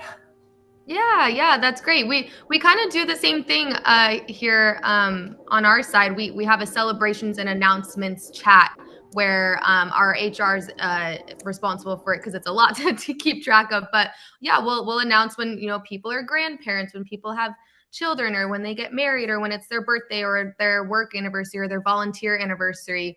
It feels good as the person to receive that recognition, but then it's also really neat to kind of promote that culture of celebrating everyone's wins. I think that's really great that you guys do that. Who do we have? We have Isa. Sorry if I pronounce your name wrong. Hi, how's it going? Yeah, it's Issa. I'm with Hawaiian Humane Society, out on Oahu. And I think one area where we foster connections better is explaining the why behind things. So where you want to keep transparent in regards to, things that happen. We interact with a lot of animals every single day. And sometimes, we may perform humane euthanasia, which is a really difficult conversation to have with volunteers, but explaining the why and really making sure that those whys are available with every staff member to have with volunteers is super important because the more we're transparent with volunteers, the more that they are, they feel a part of the team. So that's been working out really well with us. But it's again very challenging being in animal welfare. But I truly just think explaining the why behind things and it really allows for that connection. Yeah, of course. Yeah. Yeah. Nothing better than, transparency and being clear on why you do the things that you do. I think that's great. Perfect. Anyone else want to join in, or we have a few questions to get through. Oh, we have Cindy. Perfect. Hello. Hey. Hi. So, I started doing a monthly newsletter to volunteers to tell them why they just did what they did. So, like this past month, the volunteers helped with year-end mailing. So, I explained why we do it, like gave them statistics that it really does help with getting year-end donations. Yeah. And I got a lot of good feedback about that. So, it goes along with Issa's, like, give them the why. Why are we doing this? Yeah. That's amazing. I love it. Perfect. All right. Let's get a different question going in here. Let's see. What's gonna be a really, I mean, they're all good, but oh, this one's a good one. Can you share a moment when a volunteer had a breakthrough in understanding how their work contributes to your mission? We'd love to hear some personal examples of something that, there was a really big breakthrough with one of your volunteers.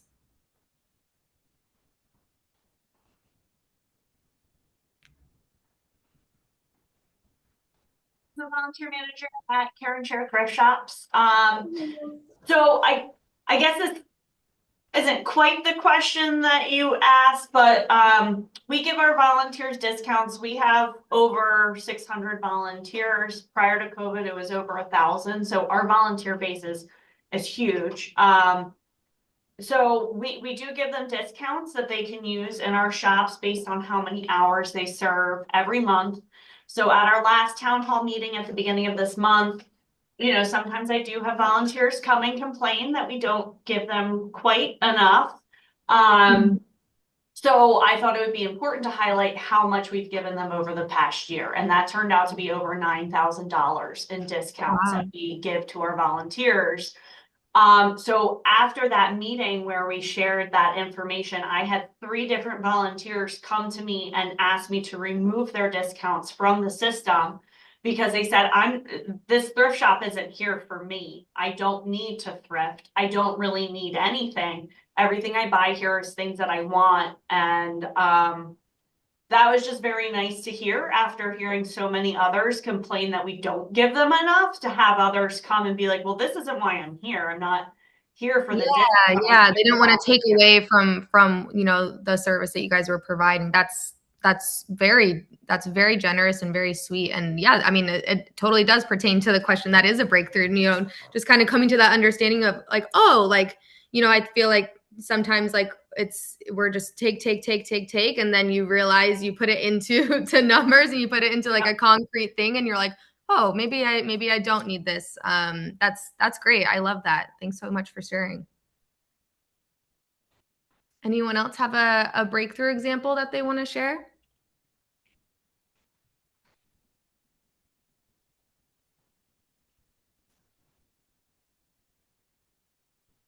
Perfect. We did have a good question in the chat from Vic, wanting to know how people are using the homepage. I'm assuming this is pertaining to the homepage in Volgistics or the homepage on your organization's website. How are people using the homepage to reinforce the culture and initiatives of your organization? Anything specific you're doing there to get get a wider reach on the message and the culture and the impact?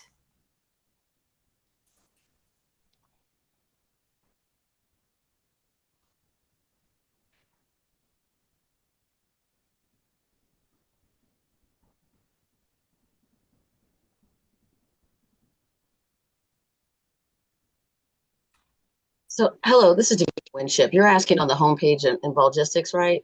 Is that correct? Yeah, either the homepage or just where volunteers go to find out about your organization. How are you using that to reinforce the culture and initiatives of what you're doing? That's actually a really good point, and I never thought about doing that. But I'm just going to be honest, like I didn't think because that's typically used for volunteers now once they're in the system, and that's when we activate that. But when they Yeah. are active, that's where we highlight, like we do volunteer spotlight, or we make connections to things that are happening within the organization. Our organization website, and I'm from Winship Cancer Institute in Atlanta. Our website itself for the organization has a lot of that on there under our volunteer services page where we have like videos of volunteers or whatnot. But if we're debuting a video, I'll post a link to that. But I've honestly never thought about like utilizing that page and as a marketing tool until they've actually been activated. So Yeah. It's almost like a continued education or a continued, resource, throughout their time volunteering. Yeah, that's great. I love that. Let's see. Let's go up to this question. This one should be great. How do you make sure that your volunteers feel valued and connected to the mission of the organization? Because everyone's different. Everyone feels that differently. What are some initiatives that you guys are doing to make sure that the volunteers feel valued and connected?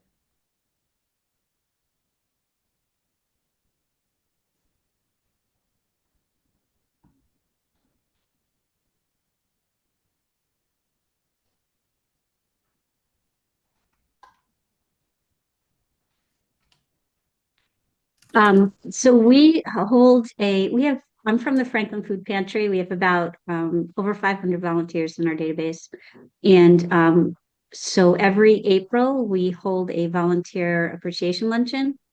And we are also planning volunteer appreciation activities during the month of April, since it's Volunteer Appreciation Month. Um, we we send them birthday cards. We try to send them cards during life events, things like that. Great. I love that. Robert? Yes, we have a volunteer recognition program where we award points for every event Oh, that nice. a volunteer serves our organization, and then we provide them with annual recognition based on a tier that they achieve on those points. That could be newsletter acknowledgement. It could be tickets to events. It could be a chef's dinner at our facility, or it could be a plaque on the wall. And then throughout the year, we try to provide them with opportunities to see shows over and above the shows they are guaranteed to see whenever they work, and take them ice skating. We have an ice skating rink out front. We have a lot of opportunities here, and we try to include them as volunteers in many of the same benefit activities that our city accords to employees. Yeah, that's great. And how are the volunteers responding to these recognitions? Are they're all for it? Does it like kind of promote more engagement? Absolutely, and I think I take the measure of that by taking a look at our attrition rate is negligible, and we have 150 people on a wait list, and we haven't added a volunteer in about 10 months. Whoa. So Okay, that's the that's the endorsement hot we're spot to looking at. volunteer. Yeah. That's amazing. That's Yeah. wonderful. Sylvia, did you have sorry, I didn't mean to cut you off earlier. Oh, no, that's okay. My name is Sylvia Aboud, Executive Director, outgoing Executive Director, actually, by the end of the year. And from Heart of the Valley, Services for Seniors. What I found is that if I do the intake with a volunteer, really get to know them and why they want to volunteer with us and what skills they want to offer our seniors, because we provide free services to seniors like handyman services, yard work services, hazardous waste pickup and disposal, many programs. We got 20 services and programs, but our biggest one is medical transportation, which is really a big one for seniors. But if I do that intake and then I do the orientation, we get to know each other on a personal level. We've sat together, we've talked, we've laughed, you know, and then I find that they on their own text me every time they do a service, not just go to our portal and choose it, but also are really happy and proud to say, yeah, I went out and helped Mary today. And it was, really good. And we had a visit afterwards, and then I'll tell them, oh, thank you so much. And it's basically showing the gratitude, even though it's in a text. Um, just saying thank you so much. I'm sure she had a great time. You really helped her before all her light bulbs burned out, or whatever it was, in terms of a service, or before her hedge became, 7 feet tall when it's already, 5 feet tall and it should be 3 feet tall. So by the time they call us, sometimes things get a little out of hand in their yard. So it's basically that. But I'm here really to find out what others are doing. And in the past, we have done events and we have offered gifts and we have done a lot of these things, and they just weren't receptive to it. They did the same thing. They said the same thing that the previous person said, that that's not why they're here. So Yeah. I think that that's really great, even though we'd like to do that. And also, it didn't really work out for us to highlight one particular volunteer. It didn't go well. So I think different agencies do different things because we don't have the structure that a lot of the others do, because literally they literally just go to seniors' homes and help them. Where it's not our office, they don't come to unless they want to be an office volunteer, of course.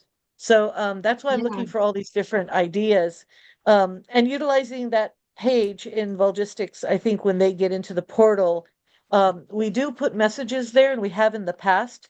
But again, it's not something they look at or comment back on, or that we found to be that helpful. Yeah. Not because it's not helpful, but because that's not what their direction is.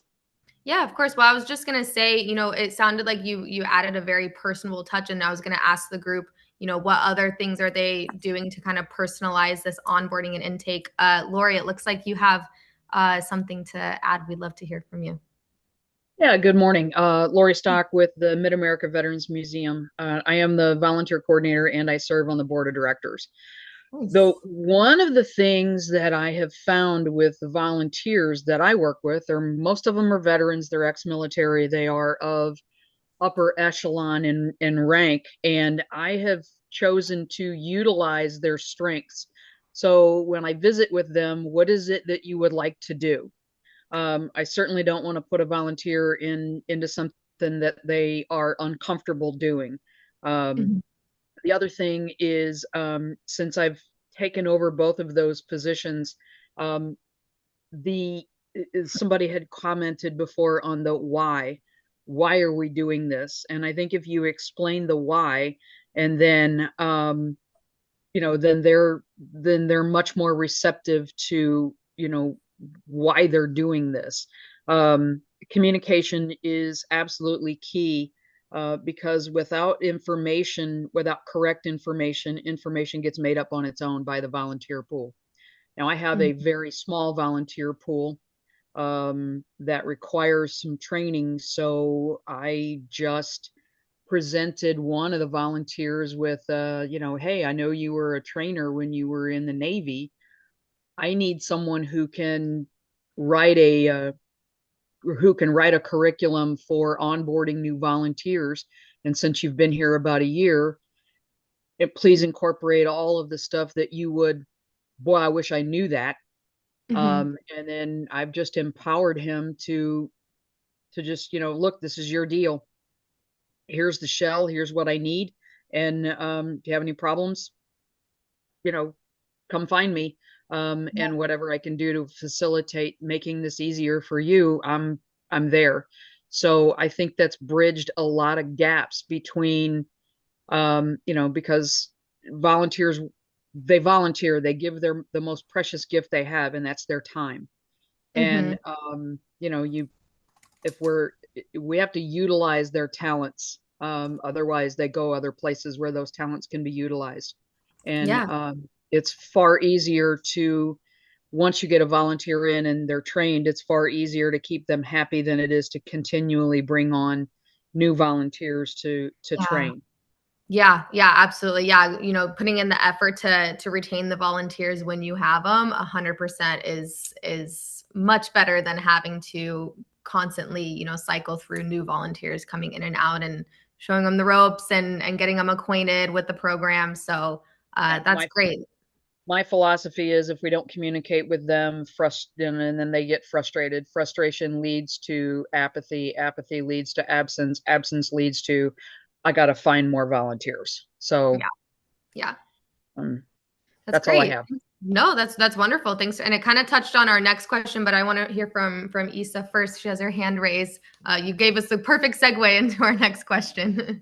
My insights were for Sylvia, because we have what I'm understanding is Sylvia's volunteer base is not, they don't really have a home base. They go direct home. So, what works for us, we have over 1,200 volunteers here with Hawaiian Humane, and we have different types of volunteer opportunities. So they can volunteer on campus, or we partner with offsite Petco locations where they can. And our Petco volunteers feel, they're not as included as our on-site volunteers. And so what we're doing to change that and bridge that connection is hosting monthly, if not quarterly, Q&A sessions. So it could be a coffee talk session. It could be just a moment for them to come meet their staff leads, to come meet their representative person from the organization, just to could have that connection and establish that, put a face to the name. And then this could be held for like monthly questions, updates, procedures, any new things that you want to convey to them. And we've done that in the past and it works really well, especially since we opened a new facility. So I always am shooting for doing monthly Q&As with different departments to help bridge the gap and improve communication. Yeah, no, that's great. I mean, that's essentially what we do with Volgistics. We do our quarterly coffee hour, or we have our face-to-face. It's a really interactive Q&A to kind of get, connect people from different industries in the volunteer and nonprofit space. That's awesome that you guys do that between your two different sectors of volunteers. That's great. Anyone else want to share any insights on how you keep, how you keep it personable and how you keep your volunteers engaged with the mission and the impact? Those were great. Sylvia, Lori, Isa, thank you so much for sharing. Those were amazing.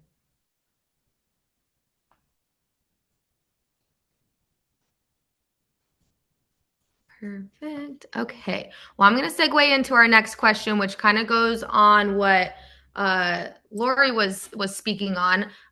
What strategies have any of you guys used to match your volunteers with roles that align with their their skills or their talents or what they're passionate about? Do you guys have any sort of like vetting process or any onboarding process to help personalize the position that you place volunteers in, or what have you found that's worked to get people in line with their passions?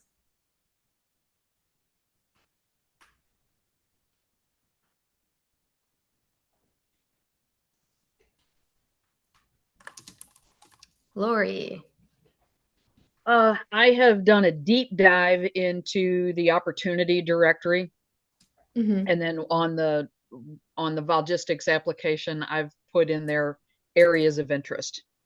Okay. So whether it's administrative, we have tour guides in the museum, we have grounds and landscaping, we have special events, we have research and story writing, curator assistant, and then we have an executive director that she's the only paid position that we have, and she is just she's busier than a one-arm paper hanger. So we're trying to find someone to kind of take over the social media. So so those are things that we're looking into, and I'm not quite ready to launch that yet. I want to hear back from the trainer and what he's got doing to onboard those, and then I have a set of questions that I ask each potential volunteer as to what do you want to do for us. Yeah. Have you ever had any volunteers that come in wanting to do one thing and they're like, I'm really passionate about this, blah blah blah, and they try something else and they've like unlocked this new potential in them? Have you had that happen in your organization? I have not yet. We're just now really starting to get a foothold and grow. So, and I think very linearly, which is both a good and a bad thing, because I don't feel like I can do this until this is laid down. So, again, back to confusion leads to frustration and so forth and so on. So I want to try to eliminate as much of that as possible. Great. That's wonderful. Anyone else want to share on how what strategies you use to keep volunteers aligned with things they're passionate about? Or maybe how you kind of like source volunteers for specific roles as well? Well, I can say that so again, we have a pretty big volunteer population. We have 5 different shops. They all have workrooms, they all have front rooms. So we have a variety of different things that people can do. So I always tell people, if you're signing up for this department, you're not stuck there. If you want to try something else, you can. We have the simplest task of really just greeting people too. So if you have a talker that doesn't really want to work, you put them on greeting, and that's totally fine. But we do also offer court order community service hours. So when I get individuals like that, we do have an orientation process. It's about an hour long. So during that time, I try and get an idea of that person. And sometimes it's just wherever you end up putting them, but then sometimes I really do feel like I can find a good spot for that court order community service person that's going to give them value, right? Some of them are not going, like some of them you can tell the second you walk in, they're not going to get any value from it. They really don't care. But then there are others that, they just got a DUI. They're not a bad person. And you can really kind of make a difference in the time that they're giving by giving them a meaningful opportunity or putting them with the right people that they'll kind of connect with. And sometimes when I place them really well, we end up getting them back as regular volunteers, which is always a lot of fun. Oh, that's wonderful. I love that. That's so great. Anyone else? And I wanted to point out too, we have about a little less than 15 minutes left in the break room. So if you wanted to hop out, hop back in and join another one, I won't be offended. I want you guys to get the most out of the coffee hour. I know all 4 topics were really great. So just putting the FYI out there. I wanted to kind of move if no one had something to add to the rest of our discussion on passions and skills. I kind of want to move to, in regards to your guys' missions and impacts, what kind of training or development efforts have been the most effective in helping the volunteers understand, what you guys are aiming to do, what your guys' end goal is?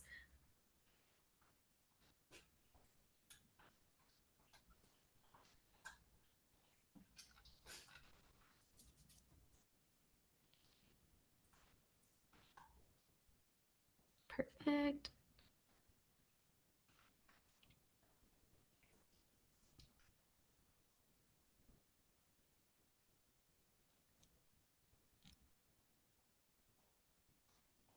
Anyone have anything to add about training or development? Do you guys have like ongoing developmental like programs with your volunteers to kind of maybe, grow them in their current position that they're volunteering in, or kind of shape them to try other positions? Any sort of development, like ongoing continued education or development programs that you guys implement? Cindy? Sorry, unmuting. Okay. Oh, that's okay. I guess I was planning on starting like a volunteer training course, like program, next year in the first quarter.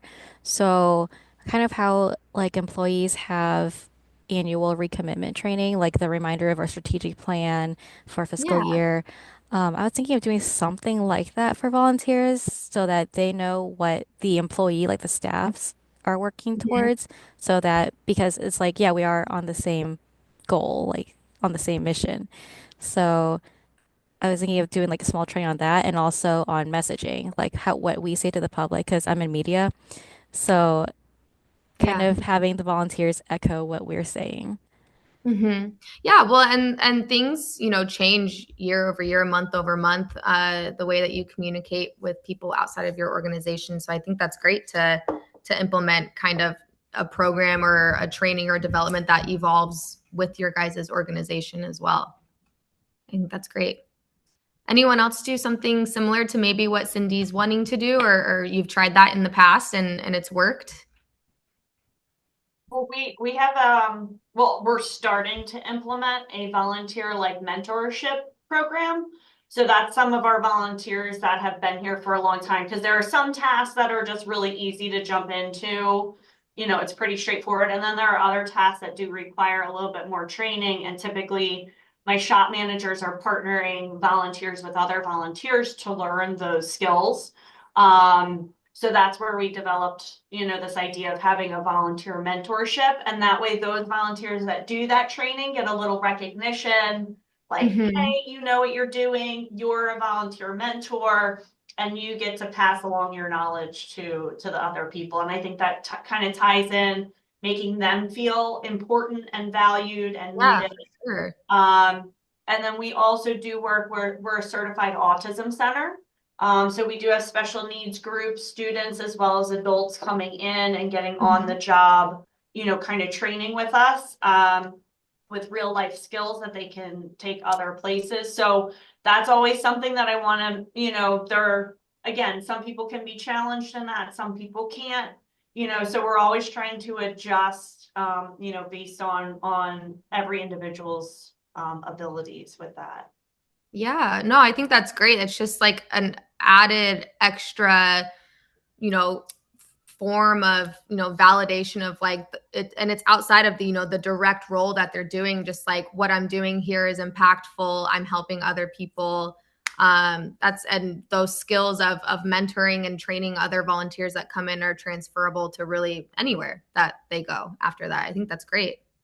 Anyone else have a mentorship program? I think that I haven't had that come up in discussions lately. I think that's amazing. We don't necessarily have, this is Sylvia again, we don't necessarily have a mentorship program, but it kind of is. If we get a volunteer that wants to do yard work, but they're not proficient in, everything, we can send a more seasoned volunteer with them. This is something prior to 2020 that was occurring. We haven't had those requests after 2020.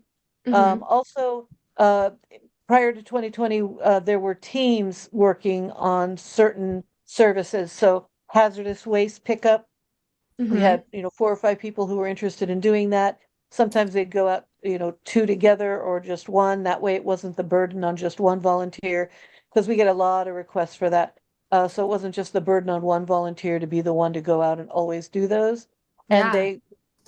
and the nice thing about it is we then had a pool of volunteers. So if somebody wanted to retire, we still had others that knew how to do it, and it sets up a camaraderie. So it's pretty nice. So something that we've never done before, but we're doing on our website, is actually putting it down as teams. So we have the client services, but then some of the services can be done in teams, and we Oh, have cool. that as an option, which is really nice. Yeah. Yeah. Cause maybe someone who maybe just doesn't feel comfortable yet to volunteer in a role on their own will see that, oh, well, I can do it with a team and I won't be alone. And it kind of takes off the pressure of, maybe trying to volunteer somewhere where they haven't before, like in a role that they haven't before. They feel a little bit more comfortable and at ease going in a group instead. I think that's great. Does anyone else offer group volunteering as opposed to just singular roles? And have you seen the difference in the engagement with your volunteers in a group as opposed to alone?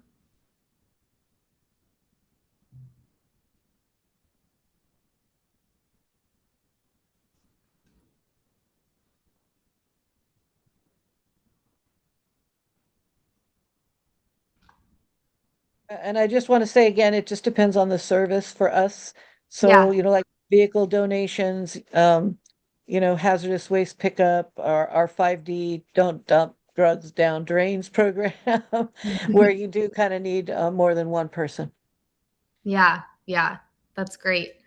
That's great. Well, I know we're gonna wrap up here in like probably less than 5 minutes to go back to the main room and do a recap. I wanted to ask one more quick question before, and hopefully, okay, yeah, last 5 minutes. That was crazy. That was perfect timing. But what role does storytelling play in connecting your volunteers to your organization's mission and impact? So, when you onboard new volunteers, do you, in the onboarding process or the training process, do you have that storytelling aspect of, these stories that are really impactful and really valuable to kind of help, promote the engagement with the volunteer? Do you guys utilize storytelling in your onboarding, Isa? Yeah, so being in Hawaii, stories are very, very important. That's how we tell Yeah. our history. And so when we onboard volunteers, not only do they get a little 101 YouTube video about our organization and who we are, but they then get a little in-person discussion about again, why we do what we do. And us being the first humane society here on island. It's a really great story to tell. So there's already so much history behind our organization, but providing that ahead of time and allowing people to just view that really gets them going to kind of get into the mission right away. And yeah, yeah. Yeah, that's great. I love that. Anyone else have a story about maybe storytelling, what that was, kind of provided that extra movement with your volunteers? This is Sylvia again. During the onboarding, just because it's seniors, they already have a passion for that. But we also talk about how the service is not just a service, it's also a visit.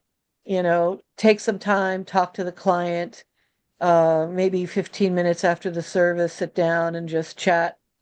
Maybe when they first get there, instead of saying, I'm here to do your yard work, and then start, talk to them, ask, how they're doing. But it's Yeah. also a wellness check and it's also a safety check.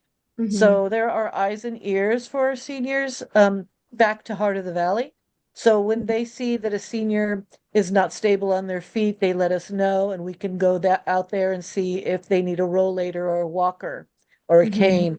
If they see that their front stoop is wobbly because the cement is breaking off the bottom of the step, and if they step on that they might tip over. We can get a volunteer out there to fix that and let them know that that's an issue. So whatever they see, they report back to us. Also, because once they sign on with us, they're mandatory reporters. I ask that they don't report but come to me and let me know what the situation is so that I can investigate it, because what they see as volunteers may not be what I see as, as a person running Heart of the Valley and knowing senior issues. So we're really happy when they tell us, so that we really can get them help. Sometimes they don't have food and we get them signed up with Meals on Wheels and other resources. So, but we wouldn't know that if a volunteer didn't go out. So so, and then we do our holiday drive. And so, in mass, they get visited and we get a lot of feedback from that too. So, I love it's that. really, yeah, it's really good.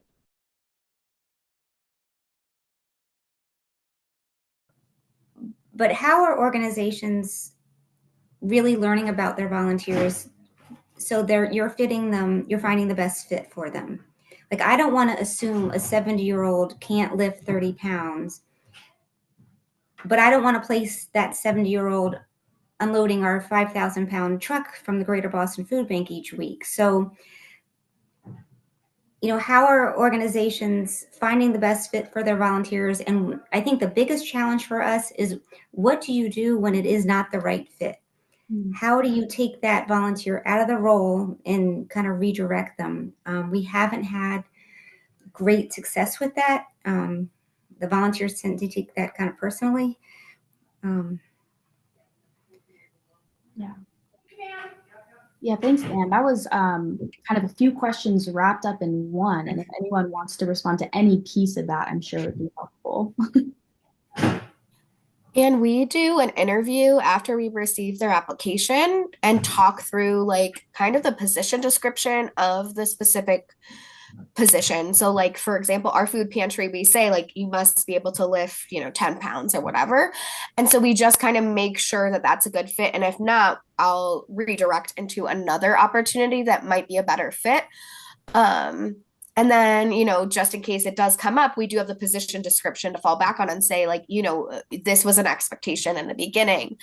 And then your second question, I think this has been a challenge for us too. And we've been trying to come up kind of with like a not a termination policy, but something like that along the lines of like, this is not a good fit. We've had this conversation now. This is the third warning. Like, you either can no longer volunteer in this program or in this role. Maybe there's something else, or depending what it is, like this is just not a good fit. Here's some other opportunities in the community. It's been really nice to be a part of. We have something called Dovia in Colorado, where it's directors of volunteers in agencies, and so I have like created peers, a peer community that we can say, oh, there's an opportunity at, the Denver Art Museum that might be a better fit for you. So I think that kind of softens the blow, as far as like try not to take it personally. Like this is supposed to be a two-way street kind of thing. Like, thank you so much. And we tried. Maybe you have tried multiple things, but there are other opportunities. And thank you for wanting to, contribute to your community. It's hard though, and it's hard. It's hard. Some of our roles involve computer systems, and that's kind of been the biggest hurdle, I guess. I don't know, where people think they have good computer skills, and we're finding that they're just not at a place where we need them. So removing them from those roles has been really hard because a lot of those roles are more front facing and more desirable. So we've been kind of struggling.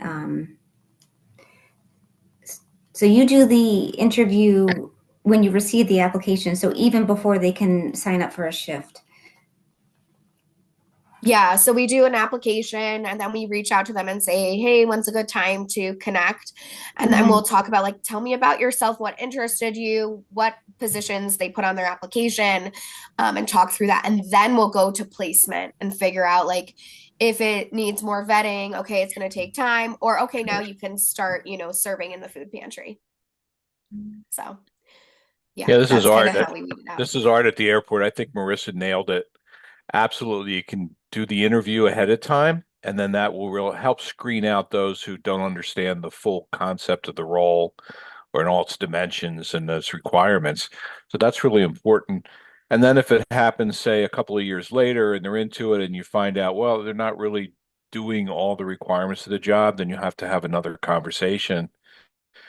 And then eventually, if they're just not able to follow the what they agreed to in terms of the role, you just have to say, well, I'm sorry, you're just not a good fit for this role.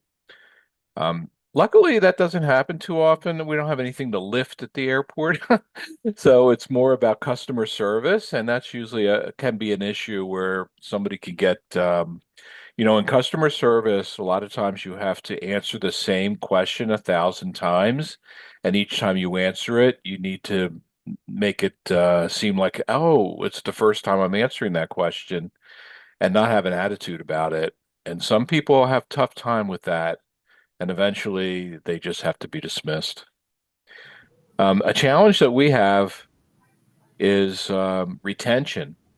And we have extremes. We had one ambassador at the airport who was there 30 years, and he only quit because they took away his driver's license at age 95, and he couldn't get to the airport, so he had to quit after 30 years. Think about that. So that blew my mind.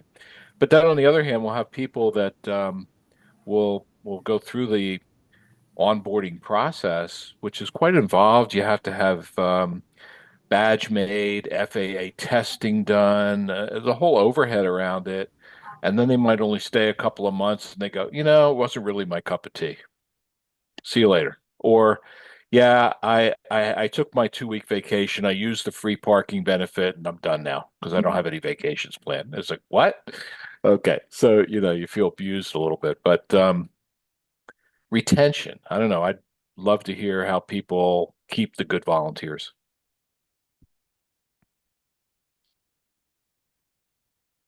I have a question real quick, Art, on that. So you mentioned that you do have kind of like a way to vet the volunteers before and screen them. Can you talk a little bit more about that process? I'm curious if during that process, do you feel like you're getting to the heart of why they chose to volunteer? Oh, absolutely. Absolutely. Because that's one of the first questions. I think Marissa hit on it. It's like, why do you want to be here? Why do you want to volunteer for this job? What's in it? What do you see in the role for you? What gratification do you think you'll get out of it?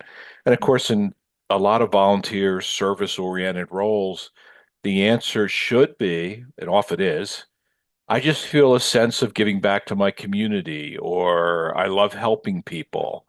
Or I've traveled in my career and I know how difficult and stressful it could be to deal with airports and airlines and luggage and da da da.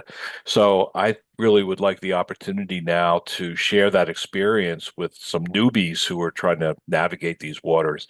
Those are good answers because that says that they're in it for the good reasons and not just to get, 15% discount on their coffee.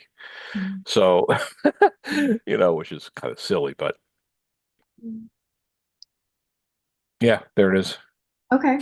I'm gonna pick on Marissa a little bit. So Marissa, I remember in your first answer, it sounded to me like you said you kind of do the initial vetting and then after the first couple of volunteer experiences, I think you said that you kind of check in with them again and see like what worked. If not, I still want to direct the conversation that way.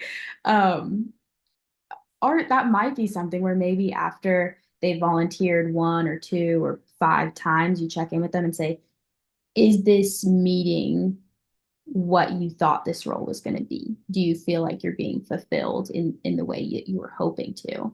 I don't know. Have you thought of that?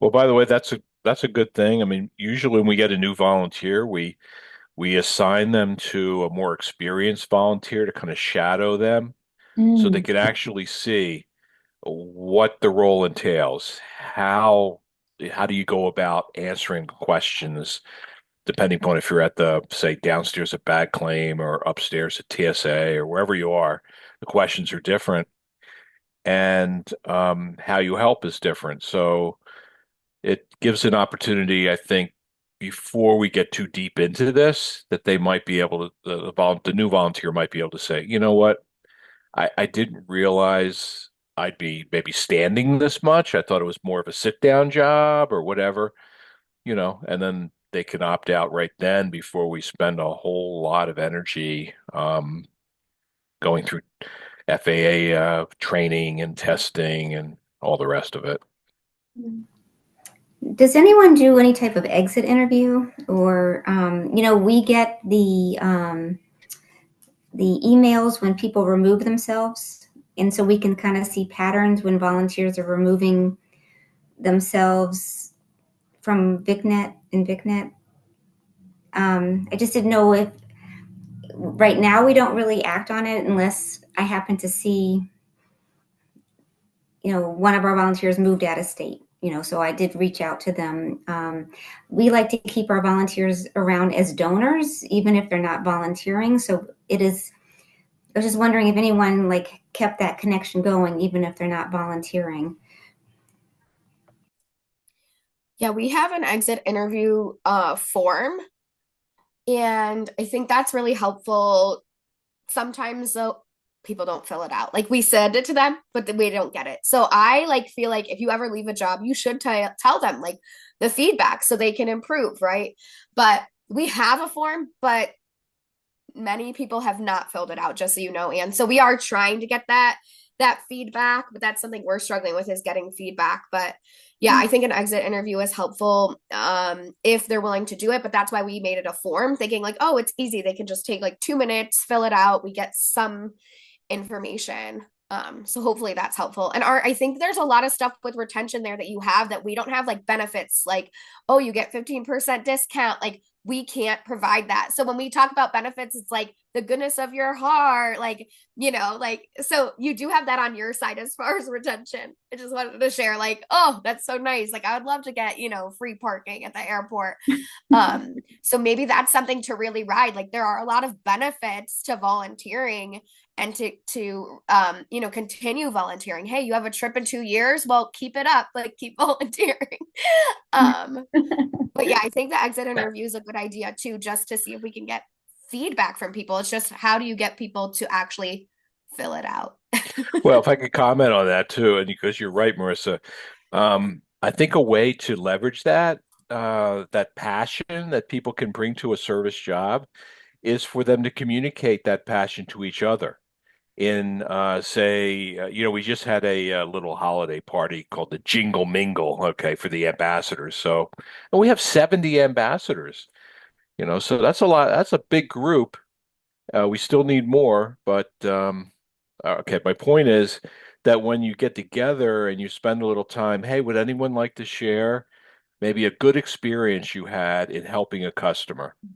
And there's tons of, once it gets started, it's almost like you got to cut it off because the flow of the love, the sincerity, the fulfillment of helping people comes out, and it's contagious. It really is. So I think that more events like that um, would be very helpful. And of course, management wants to do more events like that, and they do cost a little bit of money to set it up and have refreshments and things. But um, we have about three a year. We need more.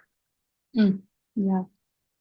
I just wanted to point attention to the chat. If you didn't see it, Marissa dropped the exit interview that they're using. So thanks, Marissa, for sharing that. If any of you want to take a look at it, and maybe tailor it to something for your nonprofit, I think the reason she added it there is so you can use it as a resource.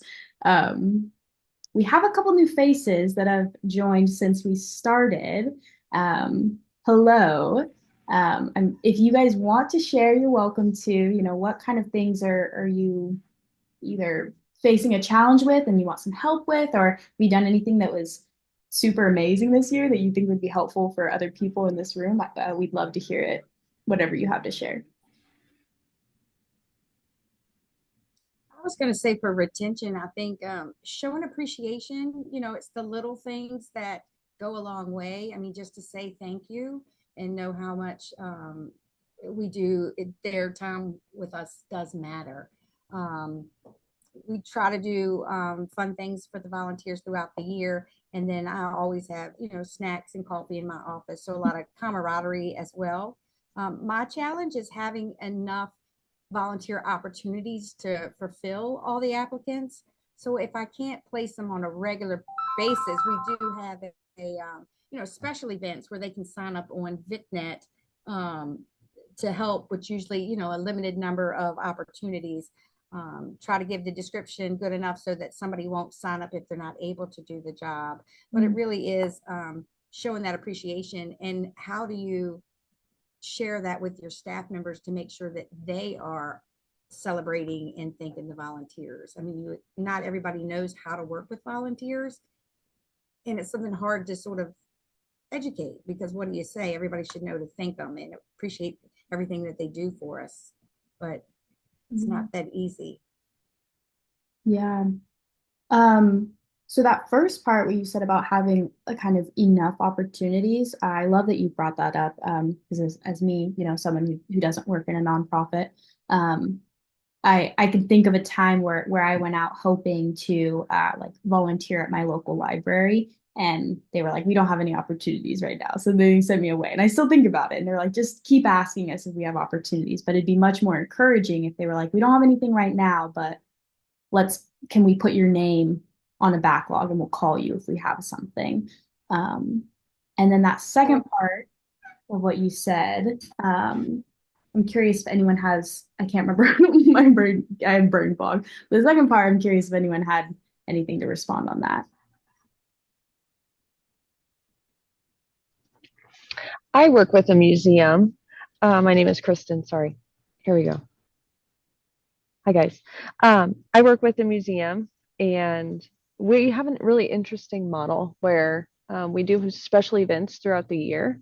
Then we also have just running sort of programming things that we need volunteers for. So we'll ask background checks for all the volunteers, but if we're having a special event and community members want to participate but aren't necessarily sure they want to be engaging with us year long, they are welcome to come in and help us for a special event here or there.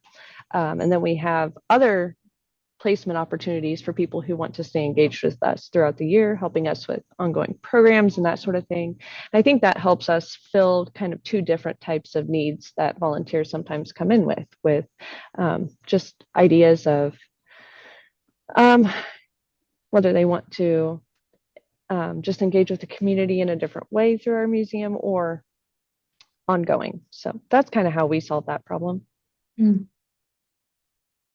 It's like people want to come in and they want to work with us because we're a botanical garden. They want to work horticulture, but they work full time, and so we only work, during the week a 9 to 12 shift, and so it doesn't work out for them. I encourage them to sign up for other things online, especially events, but it's not really what they're looking for. Or the same in the garden shop where we just don't have any availability shifts. You still want to keep them engaged, so you hope that they will sign up to do some of those other things, but it's not an opportunity that they were really hoping to come in and do. Yeah. Yeah, I feel like that's a challenge for us too, is that people really want to do something, but it just doesn't fit the need of our agency. And that's something hard to like let it be, right? Like, because I think you want to have something for everyone, but lately, like, we're like, okay, well, there's other people, other community organizations that you can support. Sorry, we don't have that opportunity for you. Like, a struggle we have is we don't have a lot of special events or one-time things. Most of our opportunities are ongoing and require a long-term commitment.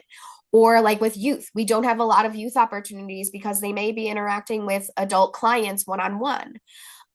So I hate to say it's not a good answer, Karen, but there might need to be like, hey, unfortunately, we don't have a good fit for you, but there is, across the street, this other organization that you could reach out to, or check in with like United Way or Volunteer Match or different organizations, because there's definitely a need out in the community that will be a good fit for you. And it's a hard answer. I've never turned anybody away. So, if you get to that point that whatever they came in for, they can't do for whatever reason, we offer the other things, but you'll find that if you don't get them engaged and get them in here, they don't come. And then, you end up deleting their, profiles because there's no time or something. But I can't say in the 10 years I've been doing this that I've ever said no to a volunteer, which is sort of incredible, but I haven't. That is incredible. So what does that look like for you? It sounds like at least one other person in this room has faced a similar issue. So when you don't turn them away, are you, I don't want to say like making up something for them to do, but how are you managing that? I go back to the special events. So those one-off type opportunities, things that they could help to do if they want to be engaged, and then knowing what's coming up, the next big thing that's going to be, like what's coming up in 2025, what opportunities will there be to help within other areas. But again, I mean, eventually, if you don't have something, they don't sign up for it, then they kind of just go away on their own without telling them we don't have a fit for them. You try to take a bit more of a like a long-term view, and instead of saying no, we don't have something, you say right now we don't have a need, but 6 months from now we have an event that we're planning or something like that. Yeah, I mean, it's sort of like answering phones. You can sign up to answer the phones, on a Tuesday or a Thursday, whatever works in your schedule. Or maybe we've got flower prepping, they could sign up for. So it's just giving them opportunities that's they can get involved as much as they want. So even if they were doing something on a regular basis, they still have those options to come in and help in other areas as well.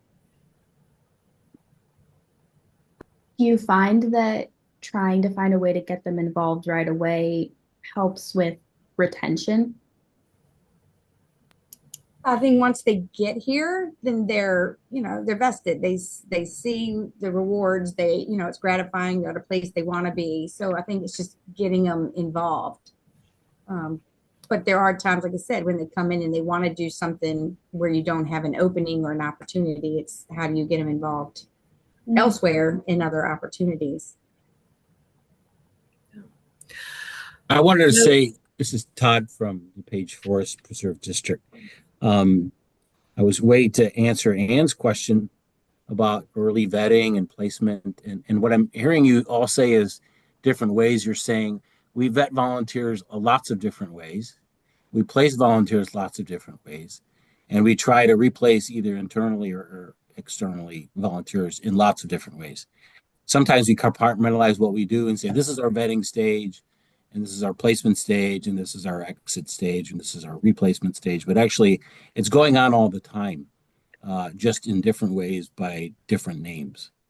There's one experience that we had, Anne, that I think might be instructive for you. We had a gentleman who'd been with us for a while, and he was really happy doing what he was doing. It was all physical work in the forest preserves. We observed that his stability on his feet wasn't so great, and maybe his vision wasn't so good. So we were concerned for his safety, but we would like him to be able to continue to work, mostly for his own sake, so that he has the experience of the satisfaction of doing his work and being with other volunteers. And so it took us, I don't know, 4 or 5 iterations of the conversation in various stages of gentleness and then forthrightness, and then eventually in saying, well, we don't think it's safe, so here's what we'd like to do. And so we had a couple of opportunities for him to work with others or to work only doing certain things, certain ways with certain kinds of equipment. And that seems to have worked out for him because he's still with us, he's still working, and he's still getting the satisfaction of being in that place. Now it's a bit of work, but it solves the problem that we needed. Now it does also require quite a bit of cooperation with everyone else so that we're all working on the same set of rules. So that might come into play when you're thinking of, let's say, a volunteer who doesn't know how to use the computer as well as you need them to. Are there other volunteers who could work alongside that person who could help to teach them? In fact, we're having a class on VicNet tomorrow because we have volunteers who don't know how to use the VicNet very well. We think that's the issue. It could be how they use their phones. It could be their vision. We don't really know. But the only way we'll know is if we get in there and we get involved and see what they're seeing. So we just look at that as a training opportunity, if we can. Now, if we don't have the ability to take the time to get someone to train them, then that's that. But that's the way we see it. Do you all do your own interviews, or do you have other either staff or volunteers interview your new candidates for you?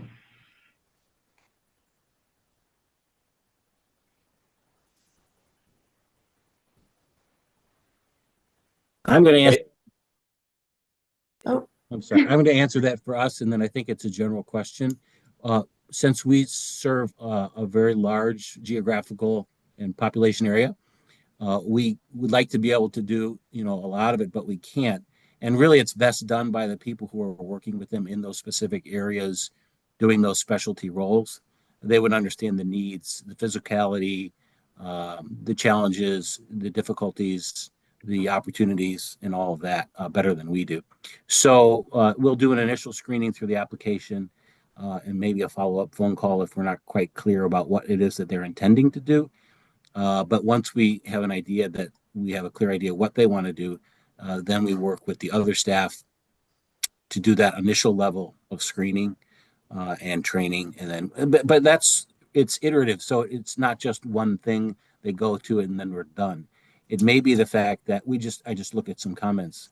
about one of our staff supervisors who brought in a volunteer, and the comment was, "I'm not so sure this person is going to be able to physically do the work, but we'll see."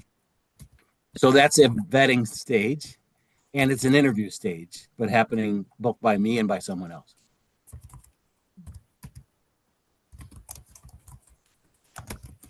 When you do the interview, is it by phone call or is it in person? Do you require them to come in?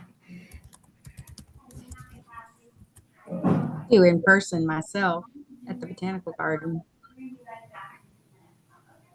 I would prefer to do them in person. We are still only open limited hours. We're only open on Wednesdays and Saturdays.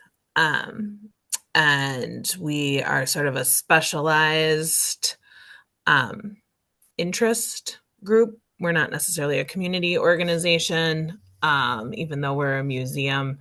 It's focused particularly on trains and rail history.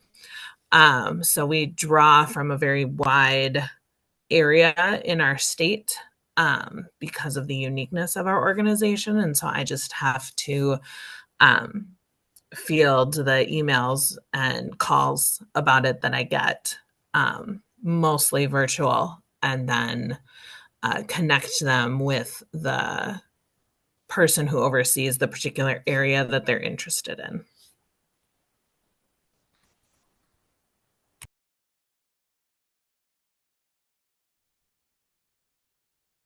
I'm just going through the chat. Some people have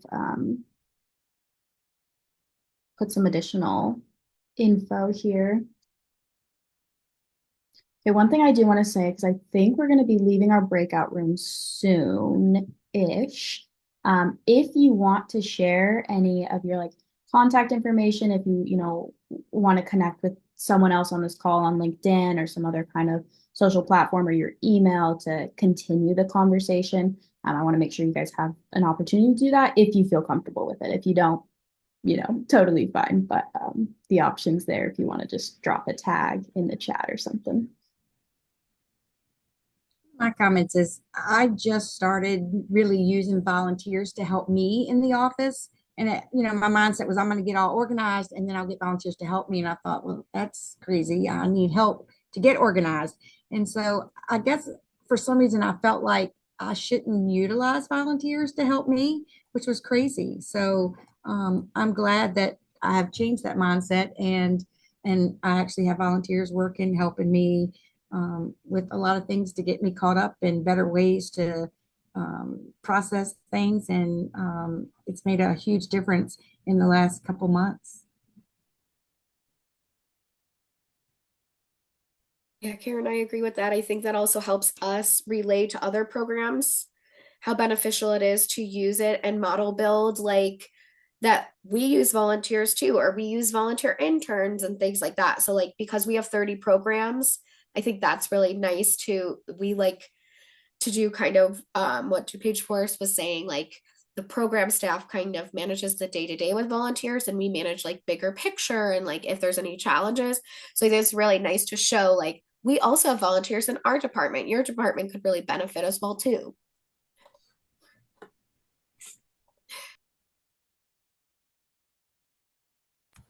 Just looking in the chat, I noticed that Bonner put in a question about working with more senior volunteers and the challenges that we face having online platforms that we expect them to engage with us on so that we can engage with them. And I feel like that could probably be a whole breakout room in and of itself.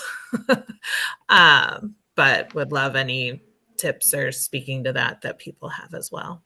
Yeah, and I would obviously, since I brought the question up, I would say amen to that. So we have 285 volunteers right now, and I do scheduling, and our scheduling is really intense because one of the things that we do is Meals on Wheels. And if you're familiar with that program, we're doing meal deliveries. I have 10 routes, 65, maybe 70 volunteers on 10 different routes, delivering meals to we deliver hundreds of meals. And, right now we started out on spreadsheets. I started this job about 2 months ago, and we were on Excel spreadsheets for everything. So it was pretty much a nightmare. And we went over to Volgistics, and I haven't even dropped the bomb yet that we have gone over to Volgistics because I'm waiting for, the hysteria from the elderly population that says, you want me to do what? And log in where and how? And I don't have a computer and I don't have a cell phone. And, why can't you just send me a letter? And honest to God, I have some people that say, mail me the schedule. And that's what I do. I mail them the schedule. So how do I go from mailing you to the schedule to something like signing in and, whatever? You feel my pain, I can tell. That's awesome. Now, that's where office volunteers really, really help. I worked in a university volunteer role, and it was me only when I first started, and I'd never been a volunteer manager before. So I needed a lot of help answering the phone, stapling, filing, just everything. So if that were a role that an office volunteer could do, putting things in the mail for me, that's the sort of thing I would do. And I wouldn't put it upon the person who doesn't have a cell phone to try to do it because they don't have that ability. Just like someone who can't walk, can't do certain things, and some people who can't see very well can't do other things. The question is, can I accommodate them so that they can do the job successfully or not? And if I can't, then that's one thing. And if I can, then how can I do that? Yeah. I'll say real quick, we're going to break out in just 30 seconds. But when I first took this and we went to VicNet, I had several that didn't have email addresses and that sort of thing. But everybody's gotten on board. And I have volunteers that are 94 and they're using it because logistics is so user friendly. And there's so many great videos and things to help. So they do come around to it. And unfortunately, that's the way the world right now is computers. So don't have time to do anything else.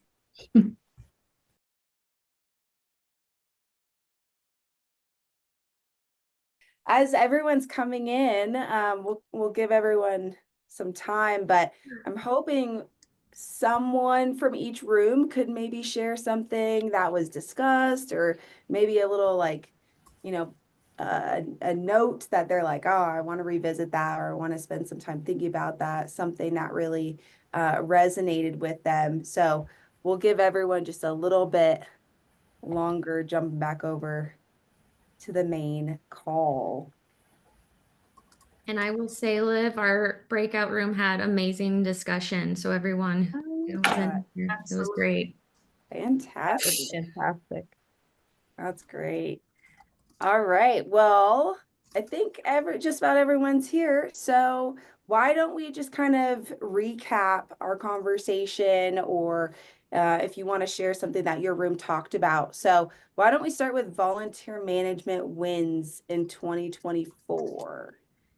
Did anyone, the discussion was, did anything really resonate with them? Anything stand out? Did they learn something? Or were there trends? Did you guys spend, the whole conversation on one thing?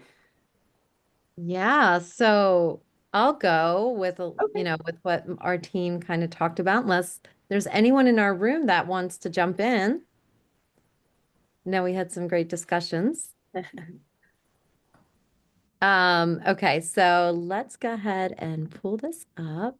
So just some key takeaways, personal recognition and a clear communication strategy. That's definitely critical for retaining volunteers. We had some creative referral programs and meaningful touch points. So we talked a lot about handwritten notes, small meetups, mailings, newsletters. So just some different ways to touch base with your volunteers. And then leveraging tools like Candly and logistics that can improve your operational efficiency. Yeah. Anything else that you guys want to add to that? Awesome. All right. Okay, so we had three other breakout rooms. So what about, why don't we hear from someone in the new volunteer mindset and adapting to change? Anyone want to share something that they discussed or learned about? Dana, not to call you out, but if you're here, she was just finishing up her thought process when we came back to the main session. So, Dana, would you like to share if you're here still? Sure, Okay, sure. awesome. We definitely talked about, I think we really hit on a lot of topics all at once at the very beginning. It was really fun to hear from everybody. We definitely talked about um, different ways of recruitment in our different populations, different areas. That was a big one of just talking about how do we recruit certain populations, certain groups, certain ways, certain methods, because we all have different regulations and that kind of thing. And we also talked about how we choose the right volunteers and making sure that they bring in the right things for our culture or for our program. And then we were in the middle of discussing how we, in particular, can recruit the incoming generations, those millennials and Gen Zs, and hopefully eventually the Gen As as well. So, and just talking about how we recruit and retain and reach out to those populations since they're so different from previous generations. Yeah, absolutely. And I apologize for cutting you off, Dana, because it sounds like you guys had a good conversation. And I was like, and the breakout rooms. So, but thank you for sharing with the larger group. All right, breakout room number 3, aligning volunteers with mission and impact. Anyone want to share what was discussed in that Yeah. room? Yeah, I wanted to apologize to my group as well for the cutoff mid conversation. I didn't time that correctly, but and also a huge thank you to the people in group number 3. You guys, shared amazing insights. So ours was, yeah, aligning volunteers with mission and impact. We focus a lot on the culture within the clinic, explaining the why behind why you do what you do, finding your volunteers' passions and highlighting and utilizing their strengths, amplifying their talents, personalizing their intake. Another thing that was great about, the continued education, I guess you could say, about, your mission and impact and values is one of our volunteers gave an example of quarterly and or monthly Q&A sessions with their volunteers, since they had volunteers kind of in different spaces. There wasn't that one-on-one interaction a lot. And then at the end, really great conversation on how impactful storytelling is in your organization, making people feel connected to the mission and values of the organization by sharing meaningful stories. And what it all comes down to in the end is, service is not just service. You can create meaningful connection with your volunteers, and then urge your volunteers to do the same with the people that they interact with. It was a really, really good conversation. Lots of goodness to be shared. Yeah, sounds like you guys touched on quite a few topics and discussion points. So sounds very lively. All right, our last group, turning challenges into triumph. Anyone want to share that was in that room? Yeah, so Savannah, Eliana, Dana, there was a lot of overlap in the conversations we were having when it comes to challenges that are being faced, and a lot of that boiled down to like recruitment and retention. So the group spent a lot of time just kind of digging into types of things they've done, and some of the highlights of how to turn them in the challenges into triumphs was, if you have benefits, try to leverage them. Not every nonprofit has benefits to offer volunteers, but if you have them, it doesn't hurt to leverage, but really try to get to the root of why the volunteer chose to volunteer. And some people have done that through vetting. I wish in our group we had talked a little bit more about storytelling, because that is awesome. And then one thing I thought was really powerful was to try to avoid turning away volunteers, even if it seems like you might not really need them. If you can get their foot in the door, they're more likely to stay. And then once they've had a couple opportunities where they've been able to help with an event or an ongoing activity or something, check in with them and see, is it the experience they were hoping to have, and try to build on that so that way they can be in the best fit. Yeah, I love the call out on overlapping topics and conversations. I know it's like, if you want to jump to a different breakout room, go for it. But I think sounds like you all had great discussion, and I just want to highlight, so we're coming up on time here, and it has been such a pleasure having you all join us. We love hosting these coffee hours because it's so fun to have these conversations, and just provide a community here. So I will call out, like I did at the beginning, Volgistics was our sponsor. So their contact information's there if you're not aware of what they do and how awesome they are. Check them out. Our contact information's there as well as a partner of Volgistics, but we also have a QR code here for our Facebook group. So we have a nonprofit and volunteer management Facebook group. You can scan that QR code. There are some really great discussions there. There's some consultants in there that just provide some resources and really like to give back. So highly recommend that. And then I also recommend what you guys are already doing in the chat, which is exchanging LinkedIn's, emails, whatever you're comfortable with. We, highly encourage just building off of this community here. So that is all we had for today. I'm going to close things up and give everyone a minute or two back, but there will be a survey right after once I press this red X. And we would just love some thoughts or some feedback, or sorry, actually, I don't think the survey is going to pop up right now. I think we'll have it sent out, but would just love feedback on today's events, as well as if you'd like to see more coffee hours in 2025. Think that's everything. Thank you all for joining and participating and being engaging. You made this a really great event, and hope you all have a very happy holiday season. Bye, everyone. Bye. Thank you. Thanks, everyone.